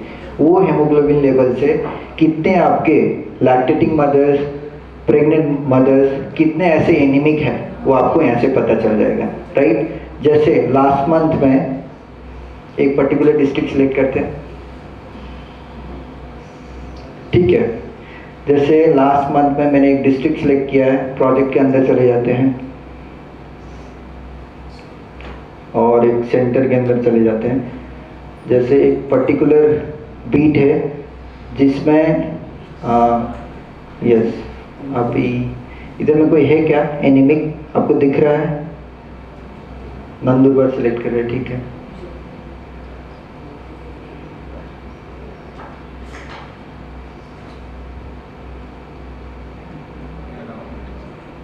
ठीक है, अभी हमने क्या सिलेक्ट किया है, एक पर्टिकुलर बीट सिलेक्ट किया है. उसमें आपके पास टोटल प्रेग्नेंट मदर्स और लैक्टेटिंग मदर्स लास्ट मंथ के, राइट. अभी यहाँ पे जब डेटा देखेंगे, एक ऐसा पर्टिकुलर आंगनवाड़ी सेंटर है जहाँ पे 8 प्रेग्नेंट वुमेन एनीमिक है, right, which is a very serious situation. तो आपका इस मंथ में ऑलरेडी रिस्पॉन्सिबिलिटी ये आ गया है कि सुपरवाइजर को इस पर्टिकुलर सेंटर में 8 एनीमिक मदर्स है, मतलब प्रेग्नेंट वुमेन है, which is a very risky situation for beneficiary, for आप ऑल्सो, राइट. तो आप पहला काम क्या करेंगे, ये 8 सच में एनीमिक है कि नहीं, that you have to ensure. वो कैसे करना है आप लोगों को पता है. और अगर सच में रिस्क है तो उनको क्या करना है, anganwadi worker K through, Asha K through. That is how you can plan. Month जब शुरू होगा लास्ट मंथ के हिसाब से आप पूरा प्लान कर सकते हैं. तो आपको पूरा पहले क्या था कि manually you have to select particular anganwadi center, उसमें डेटा निकालेंगे, वो कुछ भी झंझट नहीं है. अगर प्रॉपरली डैशबोर्ड का आप यूटिलाइज करेंगे तो सारा इंफॉर्मेशन मिलेगा आपको मॉनिटरिंग और सपोर्टिव सुपरविजन करने के लिए. ठीक है, ये समझ में आ गया एनीमिया वाला रिपोर्ट आपको, राइट. इसीलिए पोषण ट्रैकर एप्लीकेशन में आंगनवाड़ी ताई को हेमोग्लोबिन लेवल क्यों भरना है वो आपको समझाना जरूरी है. मतलब दिस इज द इम्पोर्टेंस कि आपका यहाँ से प्रॉपरली किसको टारगेट करना है वो आपको पॉपुलेशन मिल जाएगा, right. Next report, adolescent girls. Adolescent girls सिर्फ नंदुरबार के लिए है, ठीक है. तो इसमें से आपके pass active adolescent girl last month में कितने थे, उसमें से 21 डेज कितने को THR दिया गया है, हेमोग्लोबिन कितने का मेजर किया गया है, उसमें से कितने एनीमिक है, right. That is project wise. Project का CDPO, बीट वाइज, बीट का supervisor, anganwadi centre wise report देख सकते हैं and they can plan what to do. Best के लिए, वर्स्ट के लिए आपको क्या करना है, रिपोर्ट के थ्रू आप काम कर सकते हैं, राइट. नेक्स्ट रिपोर्ट, हा एक रिपोर्ट आहे सप्लिमेंटरी न्यूट्रिशन प्रोजेक्शन म्हणून. आता प्रोजेक्शन म्हणजेच आपल्याला माहिती आहे की प्रोजेक्शन म्हणजे एक आपल्याला डायरेक्शन मिळतंय की बाबा पुढील काही कालावधीसाठी, काही दिवसांसाठी, काही महिन्यांसाठी हा डेटा आपल्यासाठी डेटाबेस असणार आहे, बेस असणार आहे, ठीक आहे. तर या रिपोर्टमध्ये जे काउंट आपल्याला दिसत आहेत, या काउंट दाखवण्यामागचा उद्देश किंवा ऑब्जेक्टिव्ह हा आहे की येणाऱ्या काळामध्ये जे आता आपण मॅन्युअली डिमांड करतो की बाबा आमच्याकडे एवढ्या प्रेग्नेंट वुमन आहेत, एवढ्या लॅक्टेटिंग मदर्स आहेत, एवढ्या एजी आहेत, एवढी मुलं आहेत, यांच्यासाठी आम्हाला सप्लिमेंटरी न्यूट्रिशन हवं आहे, बरोबर, असे आपण मॅन्युअली डिमांड करतो ना. तर येणाऱ्या काळामध्ये हा रिपोर्ट जो आहे तुमचा SNP प्रोजेक्शन, याच्यामध्ये जो काउंट असेल हाच तुमची डिमांड असेल. याच्यामध्ये हा जो काउंट असेल हाच तुमची पुढील महिन्यासाठीची डिमांड असेल. हा काउंट असेल मागच्या महिन्याच्या शेवटच्या तारखेला असलेले तुमचे ऍक्टिव्ह आधार व्हेरीफाईड बेनिफिशियरी. मागच्या महिन्याच्या शेवटच्या तारखेला ऍक्टिव्ह आधार व्हेरीफाईड बेनिफिशियरी, बरोबर, ते तुमचे पुढच्या महिन्याचं प्रोजेक्शन असेल. की बाबा हे एवढे तुमचे बेनिफिशियरी आहेत, यांना तुम्हाला सप्लिमेंटरी न्यूट्रिशन द्यायचं आहे. स्क्रोल डाऊन करू एकदा. इथे तुम्हाला सगळ्या कॅटेगरी पाहायला मिळतील. डिस्ट्रिक्ट असेल, प्रोजेक्ट असेल, सेक्टर असेल, AWC असेल, तिथं टोटल प्रेग्नंट वुमन किती आहेत, लॅक्टेटिंग मदर्स किती आहेत, हे सगळ्या कॅटेगरी तुम्हाला या ठिकाणी दिसतील. त्याच्यापैकी सॅम चिल्ड्रन सुद्धा तुम्हाला आपण ॲडिशनल फूड सप्लिमेंट देत असतो, तर त्याची सुद्धा या ठिकाणी तुम्हाला आकडा किंवा काउंट या ठिकाणी दिसेल. तर हा जो काउंट असेल हाच आपला येणाऱ्या काळामध्ये डिमांडचा काउंट असणार आहे. तर त्यामुळं आपले जे पेंडिंग बेनिफिशरीज आहेत, आता सध्या ती लागू नाही करण्यात आलेलं ते, परंतु जेव्हा आपलं आधार व्हेरिफिकेशन 100% कवर्ड होईल त्यावेळेस मग काही एक्सेप्शन असतील त्याला त्यावेळेस, परंतु त्यावेळेस पासून मग हा जो रिपोर्ट आहे तुमचा, हा तुमचा फायनल डिमांड म्हणून कन्सिडर केला जाईल नेक्स्ट मंथसाठी. ठीक आहे, हा मंथली असणार आहे आणि फक्त पुढील महिन्यासाठी ग्राह्य धरला जाणार आहे. दर महिन्याच्या 7 ते 10 तारखेदरम्यान हा रिपोर्ट जनरेट होतो, परंतु बेसिकली आम्ही काय करतो, मंथली रिपोर्ट मधले बाकीचे जे रिपोर्ट आहे ते 7 ते 10 दरम्यान जनरेट होतात. याला आम्ही 1 तारखेला जनरेट करतो, 1 किंवा 2 तारखेला, जेणेकरून डिमांडसाठी मग काहीतरी अडचणी यायला नको म्हणून याला 1 तारखेलाच आपण जनरेट करतो. ठीक आहे, आता याची जर तुम्ही बाकीच्या रिपोर्ट बरोबर तुलना केली तर हे आकडे कुठंच मॅच होणार नाही. कारण बाकीच्या ठिकाणी आपण टोटल ऍक्टिव्ह प्लस इनॅक्टिव्ह दाखवतो, त्याच्यामध्ये ऍक्टिव्ह म्हणजे आधार अनव्हेरिफाईड सुद्धा असतात, तिच्यात व्हेरिफिकेशनचा काही संबंध नसतो.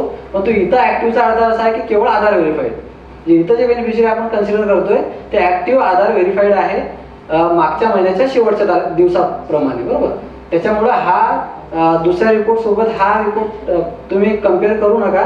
फक्त कम्पॅरिझन एवढं करा की बाबा आपल्याकडे एवढ्या प्रेग्नंट वुमन दिसत आहे, तर ह्या एवढ्या व्हेरीफाईड आहे, एवढ्या आपल्या प्रेग्नंट वुमन अधिक अनव्हेरीफाईड आहे. म्हणजे लवकरात लवकर त्यांना व्हेरीफाईड करून आपल्याला या रिपोर्टमध्ये येणं अपेक्षित आहे. म्हणजे येणाऱ्या कोणत्या काळात, कुठल्या दिवशी किंवा कुठल्या महिन्यापासून हा रिपोर्ट ॲज अ डिमांड म्हणून सुरू होईल हे मला माहिती नाही किंवा तुम्हाला माहिती नाही. तर ॲडमिनिस्ट्रेटिव्ह डिसिजन असेल, पण याचा पर्पज तो आहे, तो पर्पज तुमच्या लक्षात आणून देणं हे आमचं कर्तव्य आहे. ठीक आहे, थँक्यू. सर, याच्यामध्ये आजही ज्या अनव्हेरीफाय गरोदर आहेत किंवा एररच्या ज्या गरोदर किंवा स्तंदा किंवा 6 महिने ते 3 वर्षाचे बालक आहेत त्यांचा THR फिल करता येत नाहीये आज, म्हणजे कालच फिल नाही होत. तिथं THR ला आपण क्लिक करायला गेलो तर बॅक जातोय. THR आपण अशाच बालकांना किंवा अशाच बेनिफिशियरीला फिल करू शकतो ज्यांचा आधार व्हेरीफाईड आहे.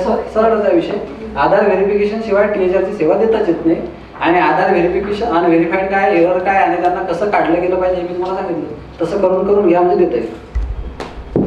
सारे रिपोर्ट से, क्योंकि बहुत सारे डेटा पॉइंट्स आपने पोषण ट्रैकर में एंटर किया है, राइट. उसके हिसाब से बहुत सारे इंडिकेटर्स है, आपने करंट मंथ में देखा. तो अभी जो मंथली रिपोर्ट में जितने भी इंडिकेटर्स है, जैसे ANC में अभी थोड़ा सा यहाँ पे क्लिक करेंगे तो आपके पास बहुत सारे इंडिकेटर्स आएंगे, राइट. वो सारा आप लोगों का रिस्पॉन्सिबिलिटी है, आप एक्सप्लोर कीजिए आज कल, फिर डिस्कस करते हैं बाद में. एक ही मैं रिपोर्ट डिस्कस करूँगा अभी ग्रोथ मॉनिटरिंग का, अदरवाइज सेम रिपोर्ट्स है, कैसे यूज़ करना है आपको पैटर्न बताया, राइट. अभी एक ही report growth monitoring 0 to 5 years which is very important, वो मैं थोड़ा सा एक्सप्लेन करता हूँ and then will wrap up the session. ठीक है, अभी ग्रोथ मॉनिटरिंग के अंदर किसी ने क्वेश्चन पूछा था कि श्याम मैम का नंबर बढ़ रहा है या घट रहा है, राइट. बहुत सारे क्वेश्चन है, उसमें मैं पहले पूरा एक्सप्लेन करता हूँ एग्जैक्टली ये रिपोर्ट क्या है, क्या क्या डेटा पॉइंट्स है, क्या क्या दिखता है. ठीक है, तो नंदुरबार डिस्ट्रिक्ट में क्लिक करते हैं. ठीक है, अभी नंदुरबार डिस्ट्रिक्ट के अंदर प्रोजेक्ट वाइज डेटा है. आपके पास लास्ट मंथ में कितने बच्चे रजिस्टर्ड थे, ठीक है, उसमें से आपने कितने बच्चे का मेजरमेंट लिया, राइट. उसके हिसाब से आपका मेजरिंग एफिशिएंसी डिफाइन हो गया, राइट. मोर देन 90% एफिशिएंसी है सारे प्रोजेक्ट में, तो विच इज़ गुड. अगर नहीं है तो विच इज़ बैड, राइट. अभी वो मेजरमेंट एफिशिएंसी हो गया. उसके बाद जो SAM, stunting, wasting, underweight, overweight, obesity सारा आपका कैटेगरी वाइज दिया गया है. अभी मैं प्रोजेक्ट लेवल पे हूँ, राइट. अगर मैं प्रोजेक्ट में क्लिक करूँगा तो बीट में चला जाऊँगा, बीट में क्लिक करूँगा तो आंगनवाड़ी सेंटर में चला जाऊँगा. लेकिन मैं CDP हूँ, मेरे को प्रोजेक्ट का बच्चे का चाइल्ड वाइज डेटा चाहिए, हाइट, वेट, जो भी डिटेल्स है. तो मेरे को करना क्या पड़ेगा, जो आपको मैंने पहले बोला था कि जो ब्लू कलर है ना, नंबर्स हो या टेक्स्ट हो, टेक्स्ट में आप ड्रिल डाउन कर सकते हैं. नंबर ब्लू में क्लिक करेंगे तो वो रिपोर्ट डाउनलोड होता है, राइट। तो धड़गांव जो प्रोजेक्ट है उसमें थोड़ा लेफ्ट इधर मेजरिंग एफिशिएंसी की तरफ, तो धड़गांव प्रोजेक्ट में टोटल रजिस्टर्ड बच्चे इतने हैं 12,800, उसमें से ऑलमोस्ट 10,000 का मेजरमेंट हुआ है। अगर आपको वो 10,000 बच्चे का लाइन लिस्ट देखना है तो आप डाउनलोड कर सकते हैं इसको क्लिक करके, तो CDPOs को पूरा बच्चे का मेजरमेंट मिल जाएगा, राइट। सिमिलरली धड़गांव के अंदर चले जाते हैं हम लोग, धड़गांव के अंदर चले जाते हैं, ठीक है। अभी धड़गांव के अंदर सेक्टर से बीट है, बीट वाइज आपके पास सैम के नंबर है, राइट। सबसे ज्यादा सैम कहाँ पे है, कौन सा बीट पे, 147। तो ये जो तोरणमाल जो तोरणमाल 2 है वहाँ पे 147 सैम है वो बीट में, राइट। वो बीट के 147 में आप जब क्लिक करेंगे तो पूरा सैम बच्चे का लाइन लिस्ट डाउनलोड हो जाएगा, राइट। ये सारा आपका डाउनलोड हो गया। अब ये डाउनलोड में भी आप क्या कर सकते हैं कि सेक्टर कौन सा है उसमें आंगनवाड़ी सेंटर वाइज आएगा। अगर सुपरवाइजर को आंगनवाड़ी सेंटर वाइज किस में कितना नंबर है वो देखना है तो they can use this Excel sheet. Otherwise dashboard में चले जाते हैं, डैशबोर्ड में चले जाते हैं एक बार, डैशबोर्ड में इसमें क्लिक करेंगे बीट में, तो बीट के अंदर अब जब आप जाएंगे तो 147 नंबर आंगनवाड़ी सेंटर वाइज कितना कहाँ पे क्या हो रहा है वो देख सकते हैं। सबसे ज़्यादा कौन सा सेंटर पे है, 55। तो सुपरवाइजर को पता चल गया कि ये जो पर्टिकुलर पालाजाड़ी आंगनवाड़ी सेंटर है वहाँ पे 55 है, सच में है क्या, राइट। आप 1-2 तारीख को ही प्लान कर सकते हैं, अगर सच में है तो वो तो बहुत बुरा सिचुएशन है। मेरे को लगता है उन्होंने मिस रिपोर्टिंग किया है। एक आंगनवाड़ी सेंटर में 55 बच्चे जो सैम हैं, राइट।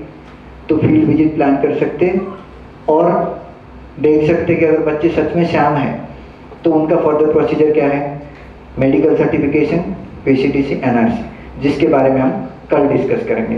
तो ऐसे आप सारे रिपोर्ट्स को डाउनलोड कर सकते हैं, आपको चाइल्ड वाइज डेटा मिलेगा, सैम का इंटरवेंशन कैसे करना है, क्या करना है। पोस्टल ट्रैकर क्या है कि आपको डेटा देगा, गैप देगा, अच्छा देगा, बुरा देगा, उसके हिसाब से आगे आपको क्या करना है वो सारा चीज़ डैशबोर्ड के थ्रू पता चल जाएगा, राइट।